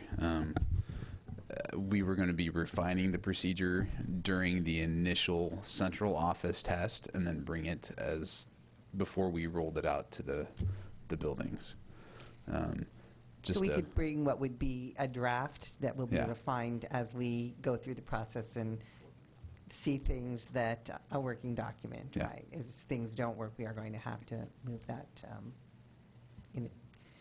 refine the document to make sure it follows exactly what we are able to do. Anything else? No. Good. All right. Thank you very much, Ty. I appreciate that we're getting the end to the superintendent. Okay, we'll move on to 5C, Board Policy 1800 OE11, Facilities and Capital Assets, Facilities Planning Recap. And we may have an action to take tonight. So this item is here at request of the board following the study session on January 15. It was asked to have this discussion, which is how it started, put back on the agenda. So it does fit under that OE11, Facilities and Capital Assets. And so here's an opportunity to continue that discussion or, if deemed necessary, provide any direction to staff. So to kind of piggyback on that, with discussion and everything, the possible action at the end would be to instruct administration, the superintendent and administration, to go forward with a request for proposals or file an RFP to start collecting those in. And as we learned, the RFP that we might receive would include the services from the firms who would submit for that, but it would not include a cost analysis per se. We would make a decision based on the plan offered from the service provider. Once that selection would be made, then we would begin a negotiation around price.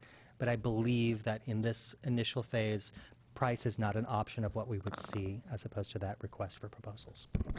Can I just clarify, you're talking about firms looking at doing a community long-range facilities master plan. Okay, which would include the process of gathering community input. Absolutely.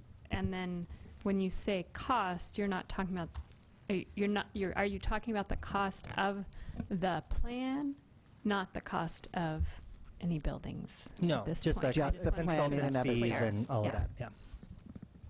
So would it be appropriate to make a motion and then have discussion as a result of that motion, just to guide us along? That could be a starting point. If anyone has anything before we get to that, anything in the recap discussion about what we went through, the really great presentation from Malum Architects that kind of gave us the 101, this is what something like this could look like in community engagement. I think if we start the discussion there, and then we can segue if we look like we have any action we'd like to take. So it was a very good presentation. I thought it was very thorough, and I think we had a good discussion around it as a board. I think the idea of the RFP came from, just this one firm's envision of this, that looked like it was a one-year-long process. I think Director D'Souza talked about maybe the possible advantages of segmenting it into separate parts, maybe a quarters or a third type of thing to summarize, do a third of the work and then summarize, do next summarize. Especially if there was a committee involved because of the amount of time involved. I bring this up because I'm wondering if, I think the RFP we're talking about is triggered by perhaps the expected cost of the work. If it was segmented into thirds, would we still do an RFP, or would we be required to do an RFP? You see what I'm kind of getting at? I'm going to say yes, because I believe that segmenting, for lack of a better term, would actually be part of the negotiations. Having experience with this, yes, in a different state where the cost was part of the interview process, there was still a negotiations that occurred as to what could be done over time and what would that timeline look like and what would be the cost at each of those phases. So, but you still have to determine who's going to do that work and how is it going to move forward. Yeah, I think the interesting part around this is what are our expectations of the RFP? What are we going to ask for? And what is the contents of that RFP and how specific is it? I mean, how many pages long is the RFP specification would be one question in my mind. How specific do we want to be? How do we expect this to roll out? What are the key requirements that we have? And do we as a board agree on those key requirements? Or are we just going to leave this to staff? And then final one would be is, do we have a sample RFP that has been used before successfully that perhaps the board could look at as a starting point and have a better idea of what the complexity of this is and what decisions we need to agree on up front before we kind of say we'll do this. Really, in my mind, the number we got was pretty high as a ballpark estimate. Would you remind us of what that number is? I heard $100,000, and that's a pretty significant number. So I'd like to be specific in the RFP, have agreement on the board before I feel comfortable saying we should just go do this.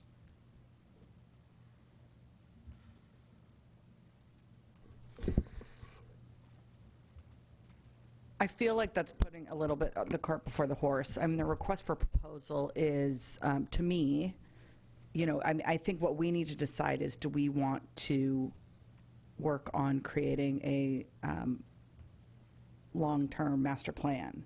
And then the request for proposal is going out to the experts, and then they come back to us with what they envision their process would be, and then we choose it.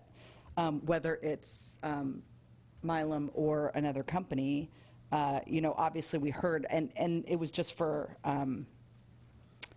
information, but we heard their perspective that I imagine if they did submit an RFP, that I imagine it would be very similar to what they presented to us.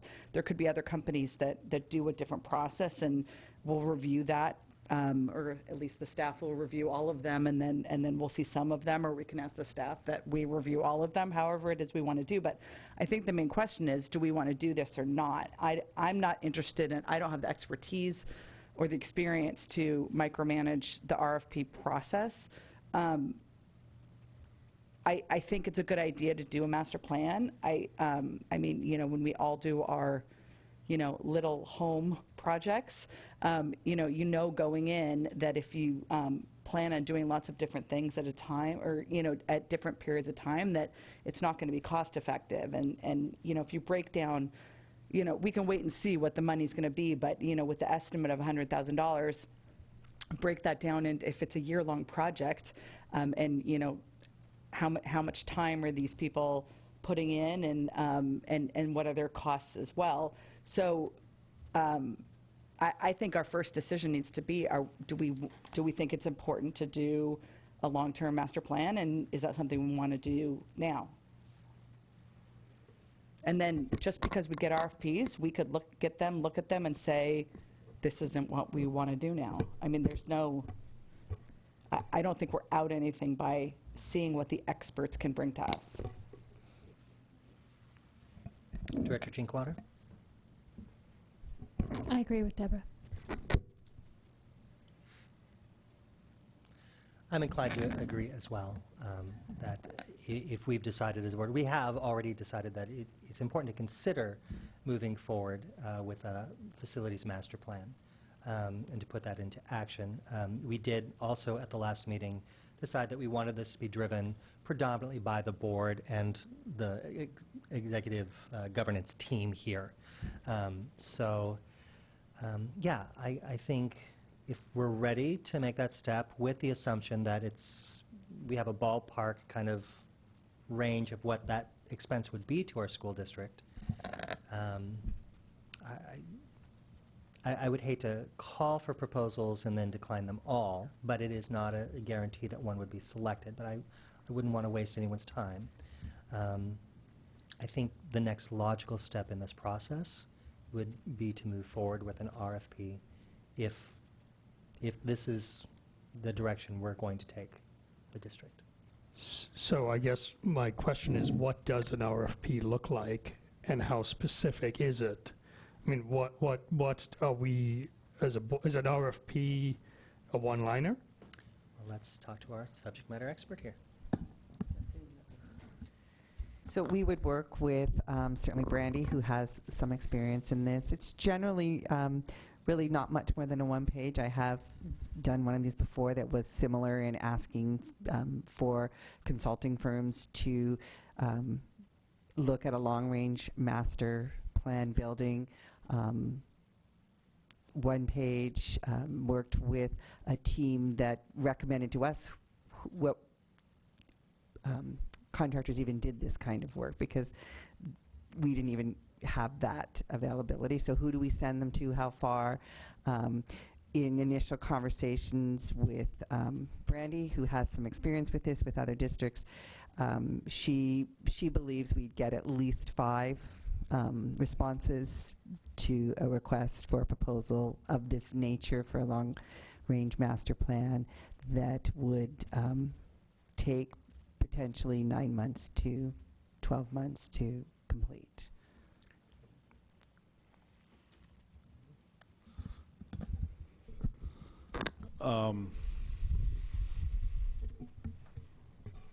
Would there be anything to be said for having another firm make a presentation, not unlike the previous firm did, so that we, I don't know, before. So the RFP would actually kind of set that up, because then you would have several firms that would come in to do almost like an interview process as to providing samples. How would this look? How would they work with the board? How would they work in the community? What would be their steps in the process? Certainly no, the cost, the law doesn't allow for it, which is a different take. But if the board determined that... Could you, I didn't pick up on that last sentence. What are you referring to? It was a different experience for me to learn that the law didn't allow in the RFP process, during the interview process, for the firm to also put a quote. I had just gone through this in my prior superintendency, and that was a big part of the process, and the quote was, how much is this going to cost? Because that is something always in the forefront of people's minds. But having another firm come in to do what already has been done starts to straddle the line of interviewing and sort of selecting just specific ones to interview, rather than opening it up to say, we're entering this process who would like to come and give a presentation as an interview. So to follow up, so going the RFP approach is a one-pager. There's perhaps another approach where we actually specify exactly what we're looking for, and then it would be more of an RFQ, and then we would receive quotes. Would that be the other option? I haven't heard of that option. We would certainly could ask that question and investigate that as well. I think that would require a lot more work on our part to do that. Yeah. And we would not have the benefit of talking to subject Experts. matter experts. Can I just clarify something you said was Brandy thinks we would get at least 5 back, meaning proposals from our RFP, our request for proposals. We'd get 5 proposals back? Yeah, I was asking her what firms would respond, and she thought there'd be she thought we'd approximately get about 5. Conversation just this week with Tony, he felt it might be higher than that. Okay, and then you said, she also said it would take 9 to 12 months to complete. You mean not the RFP process, No. but the actual long-range plan, once we Right. select one of those 5 or 10 or whatever. Right, when you select then it your would take, your I just entity, wanted to it make could sure that's what potentially the, take, yes, it wasn't going to take 9 to 12 months. to do the RFP. Okay. Yeah. No, the RFP, you could set timelines on it as it goes out X date. Within 30 days, the proposals are submitted. Staff goes through the proposals. You would choose a date to have a special meeting to have the those who put forward proposals come in and present to you as a board.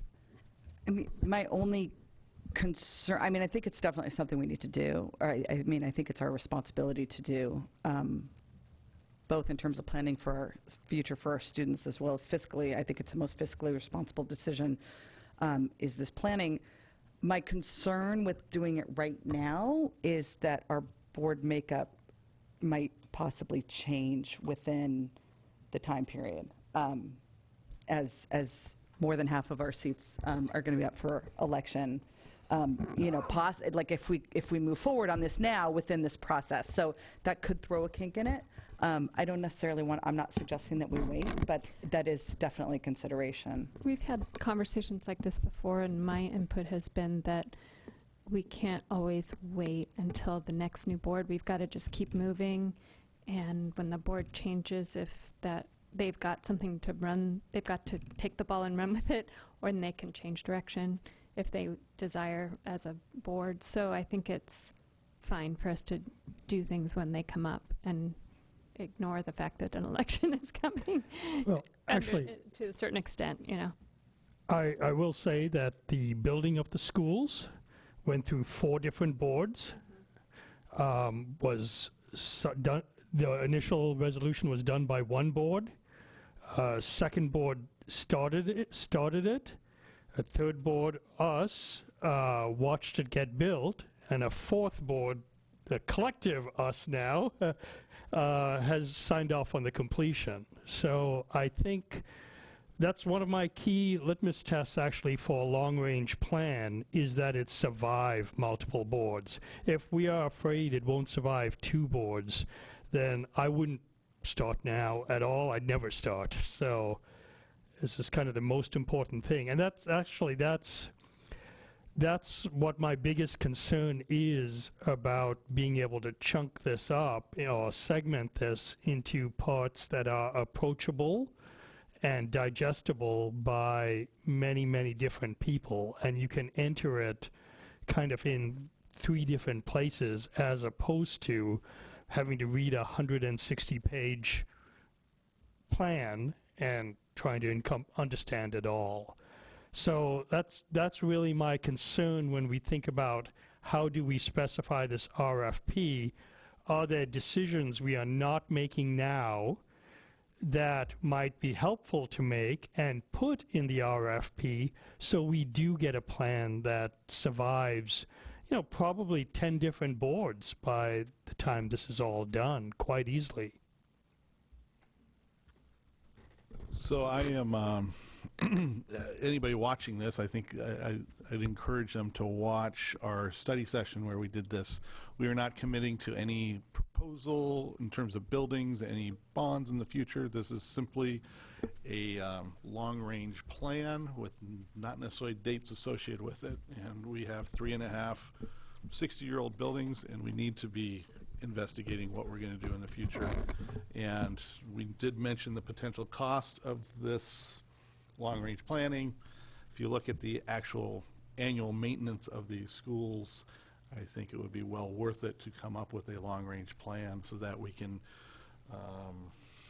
synchronize the maintenance of those schools with the plan as well. So given that we had a very productive study session and the public can go look at it, Brandy was there and gave us input. I'm confident that the superintendent and Brandy could maybe at the next board meeting bring us a RFP for the board to consider and potentially approve. So is that would that be make a motion, or is Perhaps, that just a suggestion? Director Drinkwater had leaned forward just a moment ago. And did you have a comment or something I before was we move forward? going to say I think it's our responsibility to have a long-range plan, and we don't currently have one in place. So that's one of the reasons why, even though, like, as you said, I heard that number too, $100,000, which is a lot, but it's one of our responsibilities that we need to address. Not just, well, partly because it's in policy and partly because we have aging buildings, as Director Jorgensen said. So that's all I was going to add. But thank you. So I might, just before you move forward with that, Director Jorgensen, add in my 2 cents, which is it is an expense, but it is it's an investment in our future. So I don't think of it as an expense that way. It is an investment. And our schools, we have 3.5 schools that, what is the term now, vintage, rated, classic buildings. So I think as we move forward as a district, it's important for us to make an investment of this nature, especially as a board and a governance team. Also, depending on the RFP timeline, if that's within a month or 2 months, that's well within the range now before anyone's even filing. Then to select it, the actual work begins most likely in the fall. It was the kind of recommendation of what we heard from the 101 kind of overview of how it would work. And so we would be well underway with this current board in that process and getting that ball moving. So we would be well underway by the time there was any changeover potentially. So I personally do feel that from what we learned from our study session, from hearing from our own teams here administratively and from central office and Brandy, I think it's a prudent choice to move forward. And yeah, I would be aligned with that. That said. So may I make a motion that the board authorizes our superintendent to put together a draft RFP for the next board meeting? For a long-range facility plan. Second. Okay. The motion on the floor is for the board to authorize the superintendent to put forward an RFP for a long-range facilities plan. A draft for an RFP for a long-range facilities plan to bring back to the board. Any other discussion on that? No. Okay. Seeing none. All in favor, please say aye. Aye. Aye. All opposed? Okay. It's unanimous. Thank you.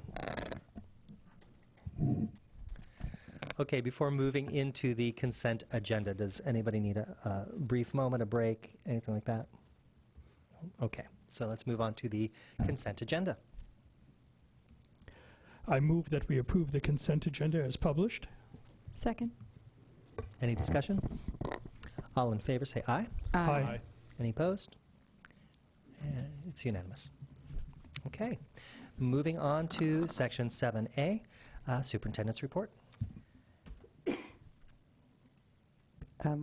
Doing our second round of school site visits as we've kind of hit the halfway point in the year. Today was at Northwood, tomorrow is West Mercer. It is always a great pleasure and joy to be in classrooms and to get to work with students. This week, we also had our second of our superintendent teaching and learning advisory, the kind of adjusted advisory, which has had some great conversation really centered around best practices with social emotional learning and feeling a lot of cohesion come together as the different groups are building on the same foundation of conversation. And lastly, the work that Principal Puckett and I are working with our 2 student reps in preparation for the Day on the Hill, where they will be attending with us to meet our legislators and present to them. And that will be prior to our next board meeting, so they will be reporting on that when they see you next. Okay. Moving on to section 8A, Legislative Representative Report. Nothing right now? Okay, so we will move on to 8B, Youth and Family Services Stakeholder Meeting Report and Discussion. We have not, the stakeholder group has not met since the last time we had a report on that. However, there was a communication sent out that was received by myself, Director Jorgensen, and the superintendent. Would you like to talk a bit to that, or I can give an overview? Why don't I give an overview kind of what it was? Okay. So Jody Chris reached out as the kind of ad hoc leader of the group. The group hasn't officially chosen a leader or specifically a course yet. But Jody reached out. Jody Chris is the president of the Youth and Family Services Foundation. And so she reached out with kind of a plan of some different work groups that might happen at the next group, requesting that people participating choose different work groups that they could go to, including a work group that might be a pre-campaign work group, and others looking at different financial avenues that could be followed in that. Would you like to build on that? Yeah, so there were, I think, 4 levy lid lift groups that were suggested. One was just limited to mental health counselors in schools and the geriatric specialist, which is similar to our board letter back in March, and most aligned, I think, with our board letter. Second one was a levy lid lift with additional, quote, focus on demand for school safety issues. The third one was focus on demand for other senior supports. The fourth one was focus on demand for MIYFS wraparound community counseling and other services. And I responded back to Jody saying that since one was aligned perfectly with our board letter and interests, I would be happy to work on that one, but I don't think I could work on the other ones because it wasn't in line with the board's thing. Secondly, I had a concern that the second working group was talking about school safety issues, and I was thinking perhaps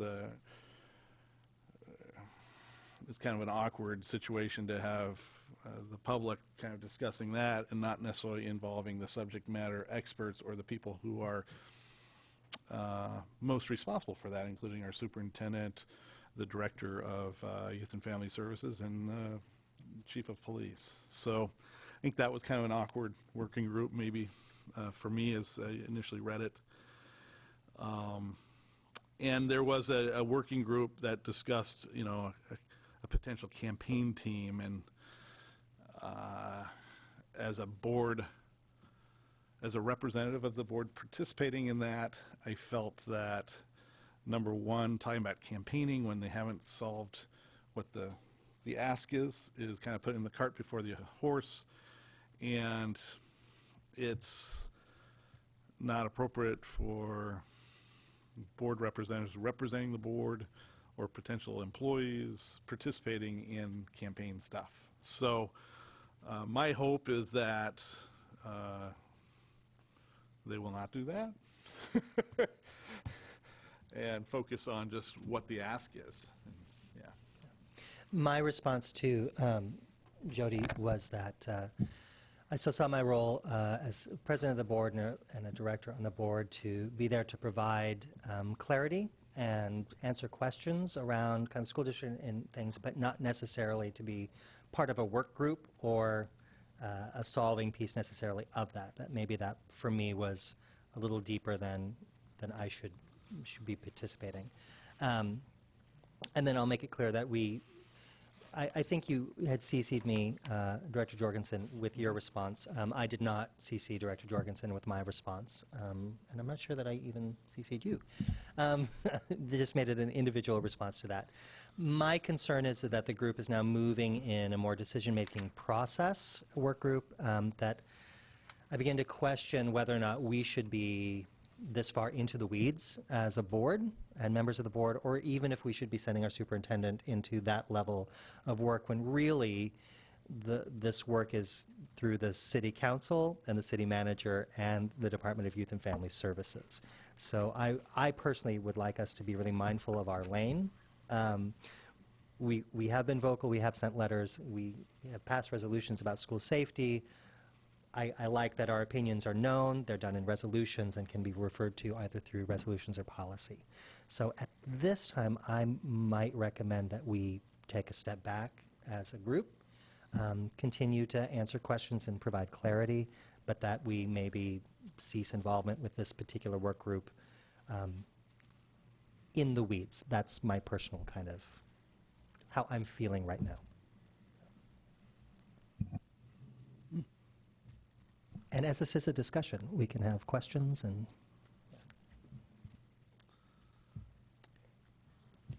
So,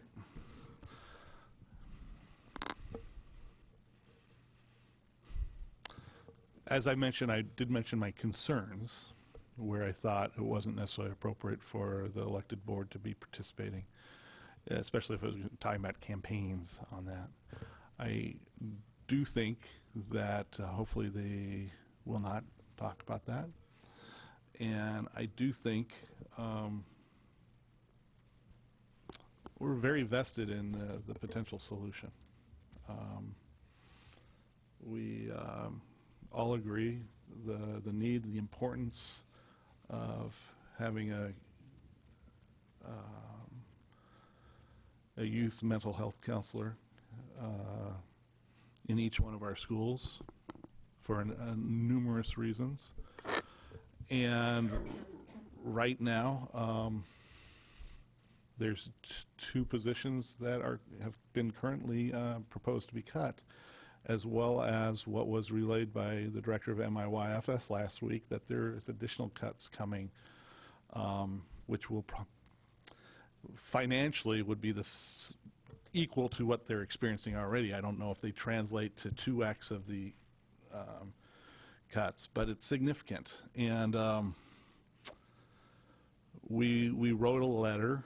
It didn't get that much traction, and unfortunately, what we wrote in the letter wasn't heeded and did not pass. And I feel that this community, if given a choice of a dedicated mental health levy, would pass it. And I would hate for us as a board to step away from this stakeholder group and not have our voice be represented. So to the extent that this group is not campaigning, I feel like it would be good to continue to have the board represented at the stakeholder meeting. Now, as the one member who hasn't been at one of the meetings, I think I'm the only one, right? I mean, I've got and obviously I'm only hearing about this because I didn't receive the emails.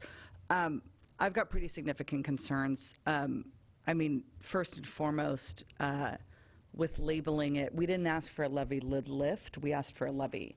And a lot, I know that there was a lot of opposition on the levy,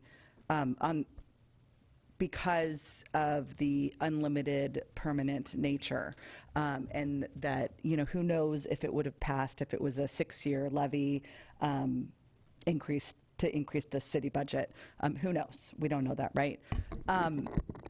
I also think that when you were commenting on the second proposed work group in terms of school safety, I think that's directly our purview. Obviously, we go to the experts and include YFS and the police department, and obviously our superintendent in terms of making those decisions. But there's no one, including the city, that can dictate to us how we address safety within our schools. And I think that that's an important point in the sense of we all have made it clear that mental health services in our schools is a priority. I think we've made it clear with actions we've taken, with the resolutions that we've made, and with the letter that we wrote requesting the standalone levy. And in doing so, requesting the standalone levy because it directly pertained to our students. Perhaps the board as a whole, could agree on a greater need within the large community as a whole, but that's outside our purview. And if we had a way to raise the funds within the school district, I imagine that we would be proposing that, or would have long ago proposed it. And it's so easy to tell the school district or superintendent, make sure it's paid for. And there needs to be a large understanding from the community that, sure, the school district can pay for it. We can put it in the budget. And then in exchange, what's going to happen? I mean, what of the things that could happen? Larger classes, we're going to lose some teachers, we're going to lose some programs because we have a finite amount of money and we have to choose where it goes. So I think that I don't know that there's a broad understanding of that in the outside community. And we would love, what we've looked for is a sustainable funding model. I think we could all go out right now and fundraise and get the Mercer Island Schools Foundation. I know that they would be supportive, I assume that they would be supportive of helping us fundraise so that we can close the gap and make sure our mental health counselors are paid for another year or two or whatever it might be, but that's not a sustainable funding model. When we hit the next recession, or whatever, it's not a sustainable funding model, and that's what we're looking for. And if we could approve, if the 5 of us could approve a levy to go out to pay for mental health counseling, we would have done it. We would do it today, and we would get it on the ballot as quickly as we could, but we can't because that's beyond our authority. I want to be able to participate in the work group, but I don't know that there's this understanding of different roles. I worry that our involvement is a political hot potato, that it's going to be used as an excuse to not do it for whatever reason. I think that it might be better for the community to let this be a grassroots effort from the Mercer Island community as a whole, because it's the city council that makes these decisions. If it comes from city money, if it comes from some private funding somewhere, sure, we can come out and support it, but until that decision's made, if they're going to be making a grassroots effort to go to the city to ask for something to happen, as elected officials, I don't think we should be doing that as a group. I think that I agree with Brian in this. I don't want to step back because we all want to have a solution and help with that solution. But until the community decides how it wants to address it, I think it's prudent for us to step back with the understanding that if they choose a direction that we can join, that we will be right there with them. But I think that if this group is going to be asking the city to do something, it needs to come from the group and should not in any way, shape, or form come from the school board. Yeah, I would just repeat myself if I said anything else. So I think at this point we need to step back and hopefully be able to rejoin soon. It sounds like there's some feedback to give to Jody based on this discussion, and that our role seems like it would need to be limited based on the functions of these proposed work groups, other than maybe what Director Jorgensen said, that one of them is in line with the letter we had previously written, and that at the least we can do is to provide some context and clarify our boundaries. So I think maybe step back isn't the word I would use, but to be in an advisory type role of what is possible from our perspective and what's not possible, and where we can't necessarily sit on a work group that does X, Y, or Z. I guess I'm a little concerned that we've stepped back for quite a while. First, the city was contributing $400,000 for mental health counselors. We had a mental health counselor cut in the middle school and then reinstated. Kind of, the board was absent from that. Then the city is now contributing $710,000, $730,000 to Youth and Family Services for 2018.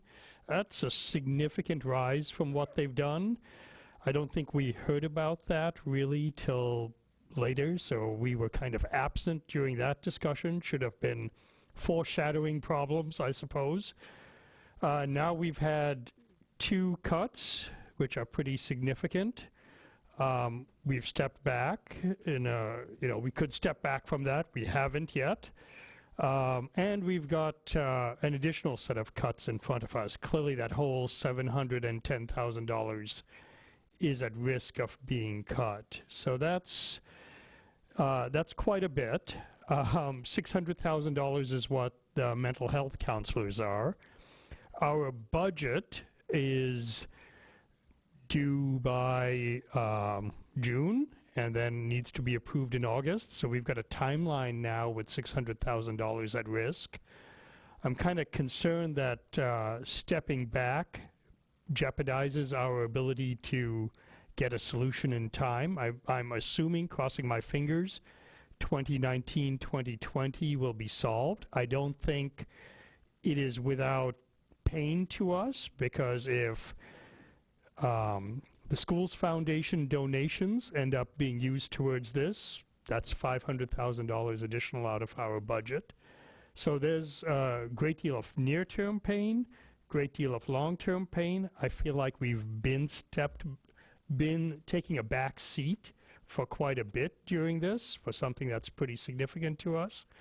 I'm a little concerned about being disengaged. We did have a number of parents come and tell us to attend this meeting. Great amount of, faith was put into this meeting that it was worthwhile for the school board to attend, the city councilors to attend, as well as the experts. So, yeah, I'm a little concerned about stepping back. I agree that in the CAG, we did step back to avoid getting into a political morass, and I think I certainly think there it was a good call.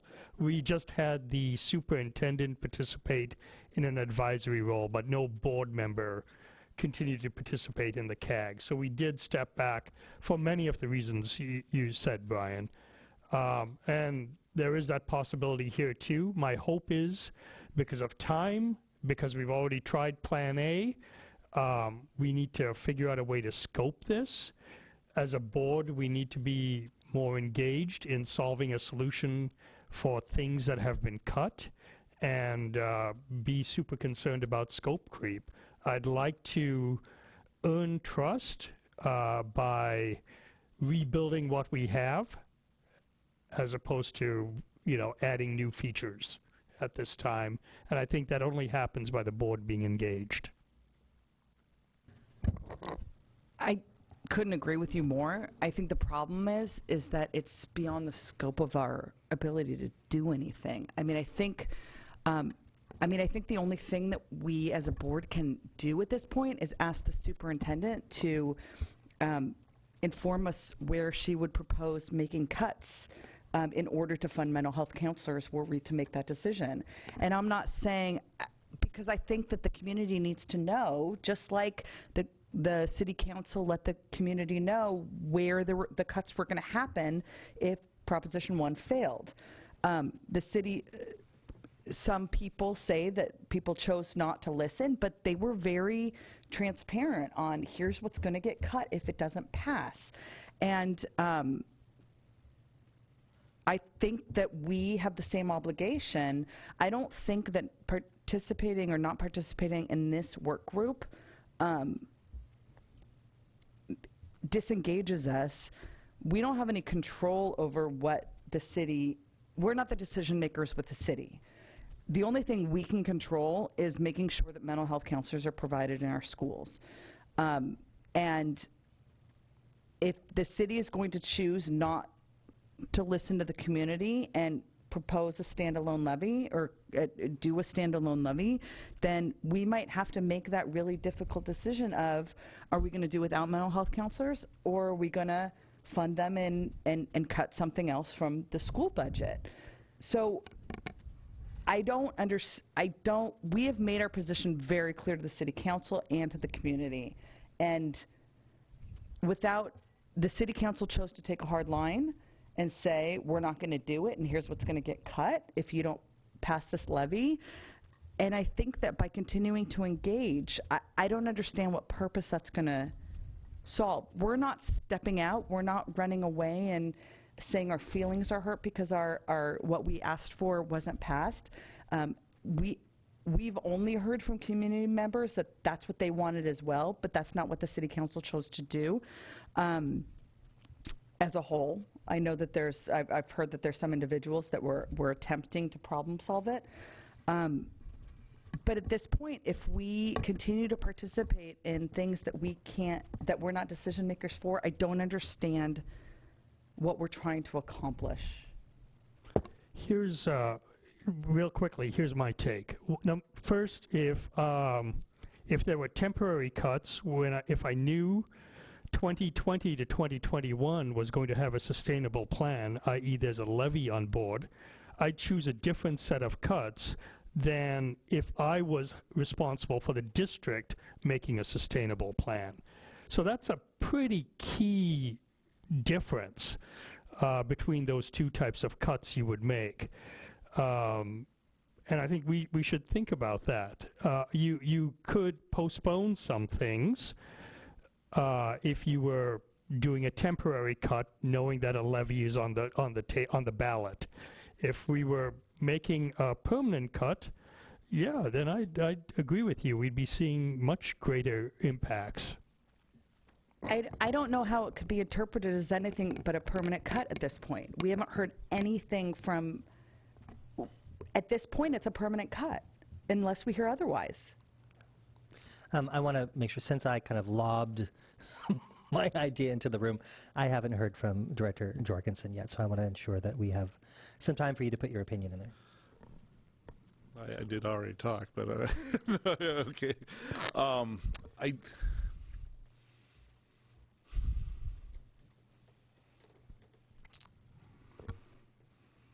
As elected school board members, we have an obligation to do as much as possible to educate these children on our island.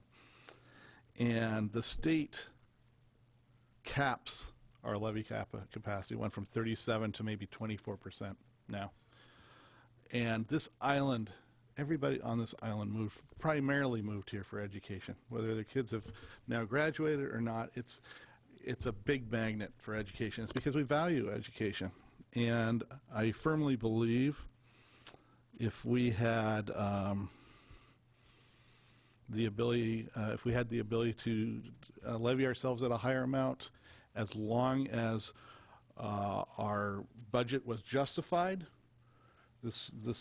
our taxpayer group would support it.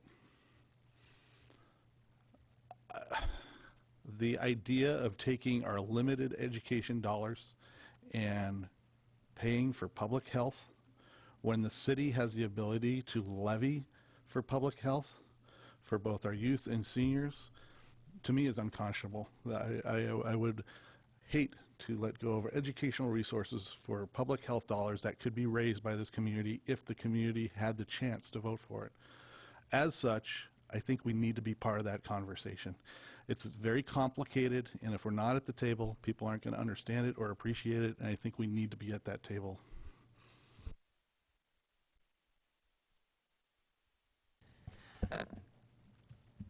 Superintendent Kowalski, would you like to weigh in here?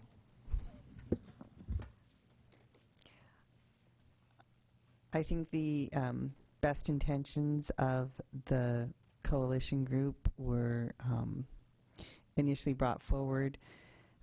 Having attended all of them, some of them not being able to stay the whole time because of other commitments, so I did miss the ending of a couple of the meetings. The tenor of the emails concerns me as to how does the board function as an elected body in these groups that are discussing campaigns and other potential levy lid lifts that there's no purview for this board to have. So I do need to express my concern of that kind of involvement and representation of the board in that capacity, in that tenor of the meetings, which has been, particularly now in light of the emails, seems to be the trend of where these are going. If we limited our involvement to only the selection of the levy and not delved into campaigning, would that be more less concerning?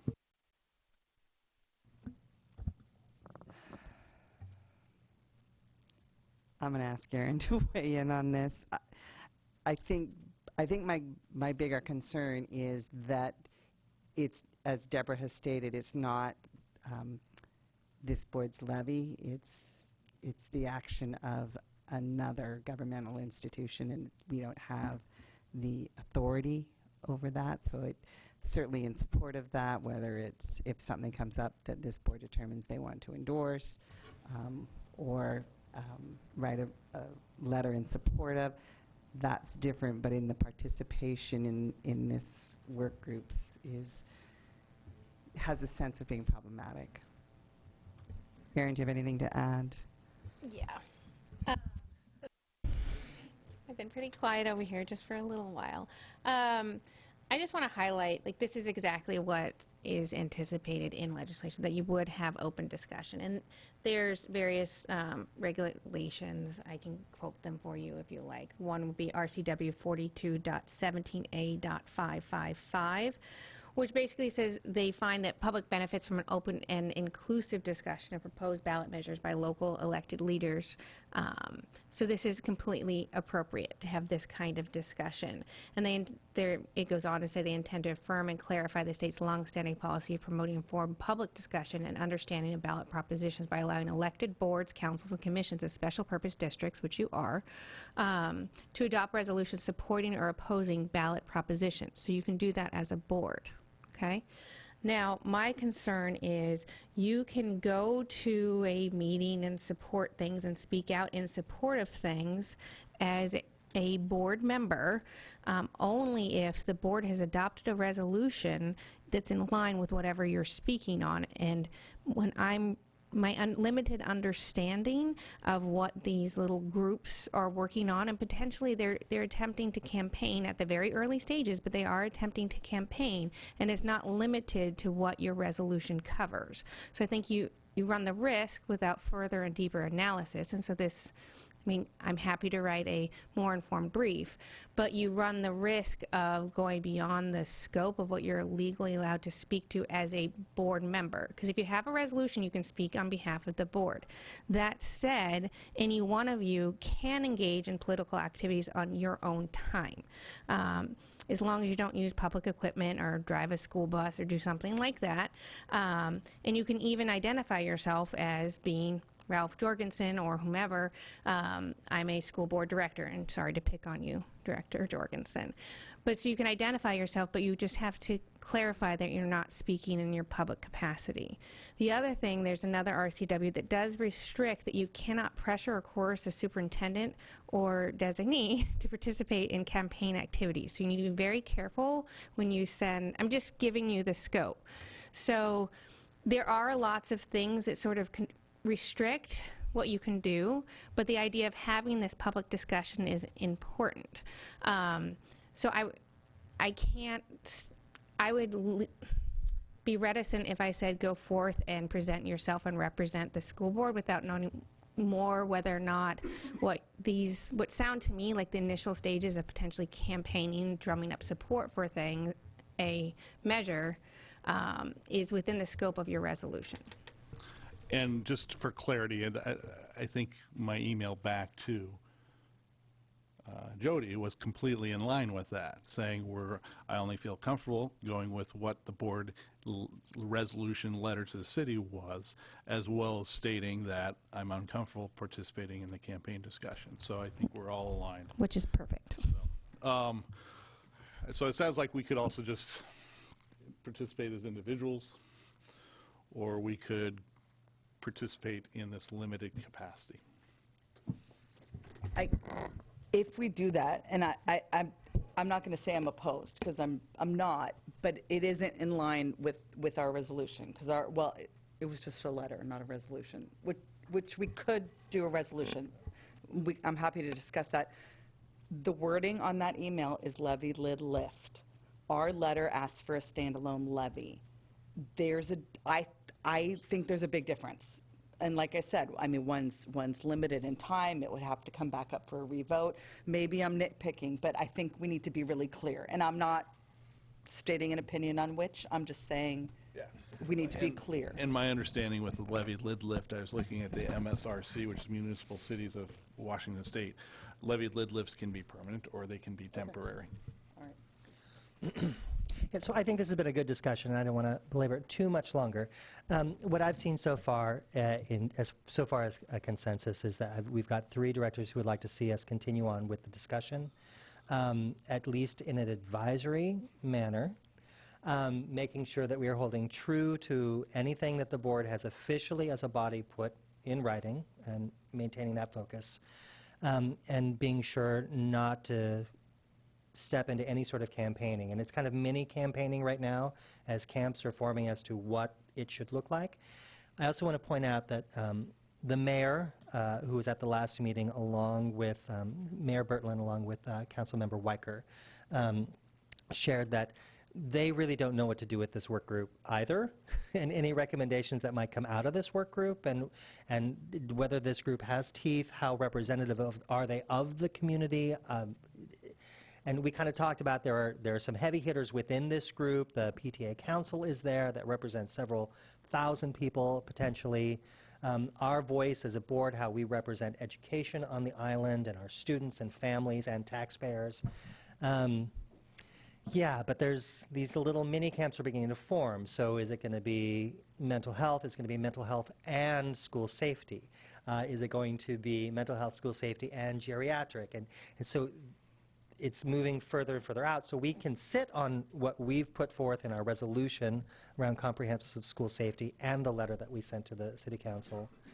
As long as I think we hold really dear to those documents and work hard not to campaign or influence the different work groups as they figure out what they're doing, and really being there to provide answers and clarity and support of what the district can and can't do, and how confined we are budgetarily.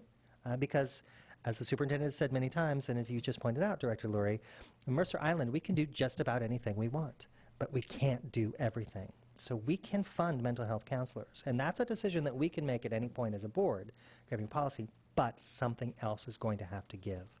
I think it is probably too early for us to have that conversation here as a board, but it certainly should be looming in the back of our minds. And that goes along with our priorities for the district and all of that. But so, unless anybody else has things, I think you do. What I'm hearing right now is kind of a consensus around continuing to work with the group in an advisory capacity. I would like to propose as an alternative to that, that we, whether it's a letter or a resolution to this stakeholder group, what our recommendation is. We sent a letter to the city. We didn't send a letter to the community. And I think that it needs, if we did that, would need to be justified with what we can do within our authority as a school board. We certainly can ask the stakeholder group to do anything. Well, obviously, and we would make sure that's within our purview. And I hear you guys, and you guys, the three of you have been on this board longer, and as a non-board member, as a community member, it's been an extraordinarily frustrating process. I mean, just as much so to not make sure that our kids are being taken care of, and to be using them as a political hot potato. But we need to I think we need to take very intentional and deliberate steps to make sure that what we're asking for, to stay involved, and to make sure that what we're asking for are things that we can make happen.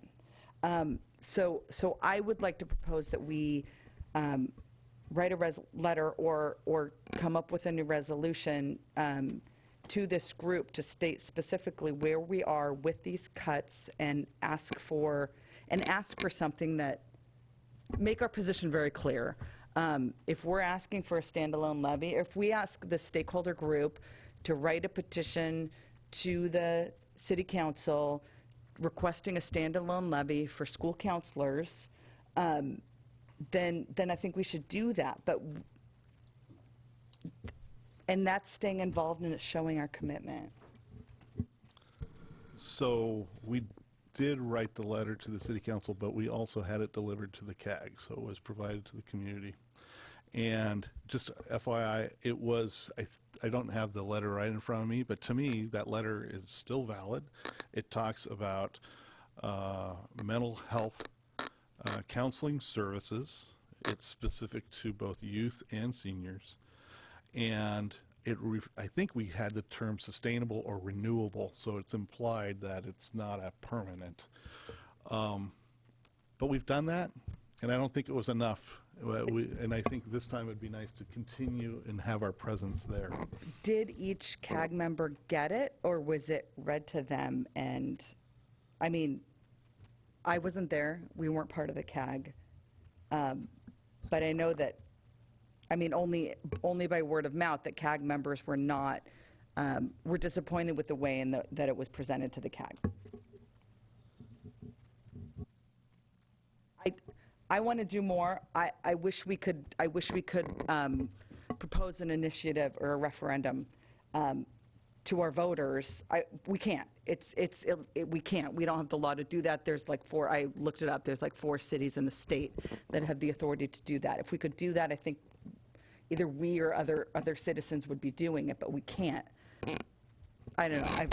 It doesn't matter. I'm frustrated. I think we're all really frustrated, and we wish that we could have the city create a sustainable funding model that we could all get behind. And I don't know the right answer. If the three of you believe that it's appropriate to stay involved and will help us then achieve our goal, which we all have the same one, I respect your opinions, and I trust you.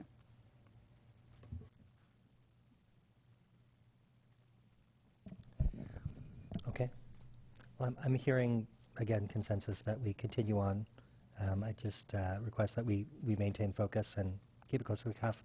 I think also we should, if I can get consensus for the board that we give the superintendent grace to participate or not participate as she sees fit and appropriate within her job.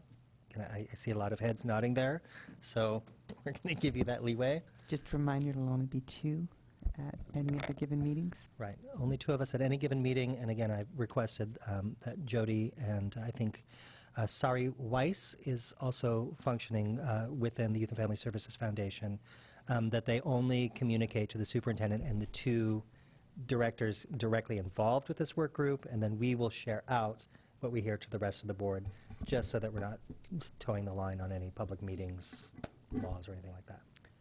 Just to acknowledge your frustration, there's a abbreviated quote on one of the church's marquees on Island Crest Way that is a Martin Luther King quote, which is apropos of this week, his acknowledged birthday. We must accept finite disappointment but never lose infinite hope. And that's sort of my feeling on this is I'm very disappointed with how it's gone, and I'm hopeful that our community will find a solution. It sounds like... I was just going to say, I appreciate, Director Lurie, your comments, and I think, our next board meeting, we may choose to differently, and I think the community knows that all of us care deeply about this, and if we can't attend as representing the board, I think a number of us would attend as individuals. So, thank you for your comments. Anything else? Right. So I think, Director Jorgensen, I think it's okay that you attend the work group specifically that you kind of identified. I will remain, as I kind of indicated to Jody, more kind of up above, hot air balloon, just answering questions and providing clarity, and we'll try to keep our hands as clean as possible. Yeah, and of course, the superintendent will be there if possible, and if it's deemed appropriate. If deemed appropriate. At her discretion. At her discretion, thank you, to provide even additional clarity and numbers and support. Okay. All right, and for anyone who's looking, I know that the draft letter to the city was in March 22nd, 2018, is when that draft letter came up for the board, if you want to find that in the library. Okay, let me find the agenda again. So we are moving on now to 8C, announcements and inquiries of the board. Director D'Souza. Good luck to all the students doing finals during finals week. Schedules have been changing. Some people have been getting a lot more sleep in the morning. Other people have been going for coffee in the morning, and I'm catching them at some of the various cafes. So looks like the time is being well spent.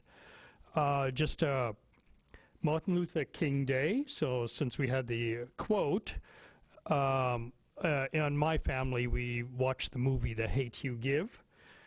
I don't know if anyone else has seen it, but it's actually a great Martin Luther King movie, and it's not about him, but it's apropos and talks a lot about African American life and privilege and all the other things associated with it. Highly recommended. Very good portrayal. Gets great reviews as well. Nice young adult type of story, probably good for middle schoolers and above. Thank you. I didn't have anything to add, but except to say that that is a book I've read. I haven't seen the movie yet, but I look forward to doing that. Thanks for reminding me that I need to see it. But it is a great book, and I believe some of our students may be reading it in classrooms. I might have heard, but maybe not. But anyway, it is a great story and excellent perspective. And other than that, just, good luck on finals to our high schoolers. No report? I have nothing to report, but I did just want to express my gratitude for the work that this board does, as well as our staff who's here and who isn't here. I am in awe of the compassion that you all show to the students in our community. So thank you all for your hard work. Deborah, you're awesome. I appreciate your work as well. So it's been roughly 9 days since our last special meeting together, and I've spent 6 of those 9 days in the hospital with an appendicitis, which is ongoing. But I'm happy to be back here in far better shape and apparently looking much better than the last time I saw you all. I want to say thank you to Director Jorgensen for attending the high school PAC meeting for me in my stead, and I feel like I'm letting them down. December was canceled, that wasn't me, but I feel like I've missed a couple of them, so I'm looking forward to reconnecting with the high school. Yeah, so I don't have much to report other than Swedish Hospital has some pretty good food. Yeah. We're glad you're feeling better and hope you have a quick recovery in this process. I think it's another 6 to 8 weeks ahead of me, potentially, until resolution, but I'm feeling good. Okay, so without anything else pending, we are asked to now, or we in our agenda, are moving into an executive session, so I want to make note of the time. Right now it's 8:41. So I'll put that down as 8:42 as moving into executive session. I want to give us enough time this time around to sign documents as they're going to come down. We have documents. Oh, there are no documents to sign. Awesome. So I'll give maybe 10 minutes for us to take a bio break. We'll convene with the 9 minutes. We'll convene with the executive session at 9 o'clock. And then we'll look to come out of, so that's 8 minutes now. We'll look to come out of executive session, I want to say at 9:30.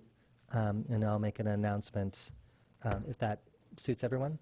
The only request I have is I have not asked for the superintendent to stay for this executive session. Is there a need from anyone else for the executive or the superintendent or anyone else from Central? Then I see none. Okay, so you're good to go. I have my sheet.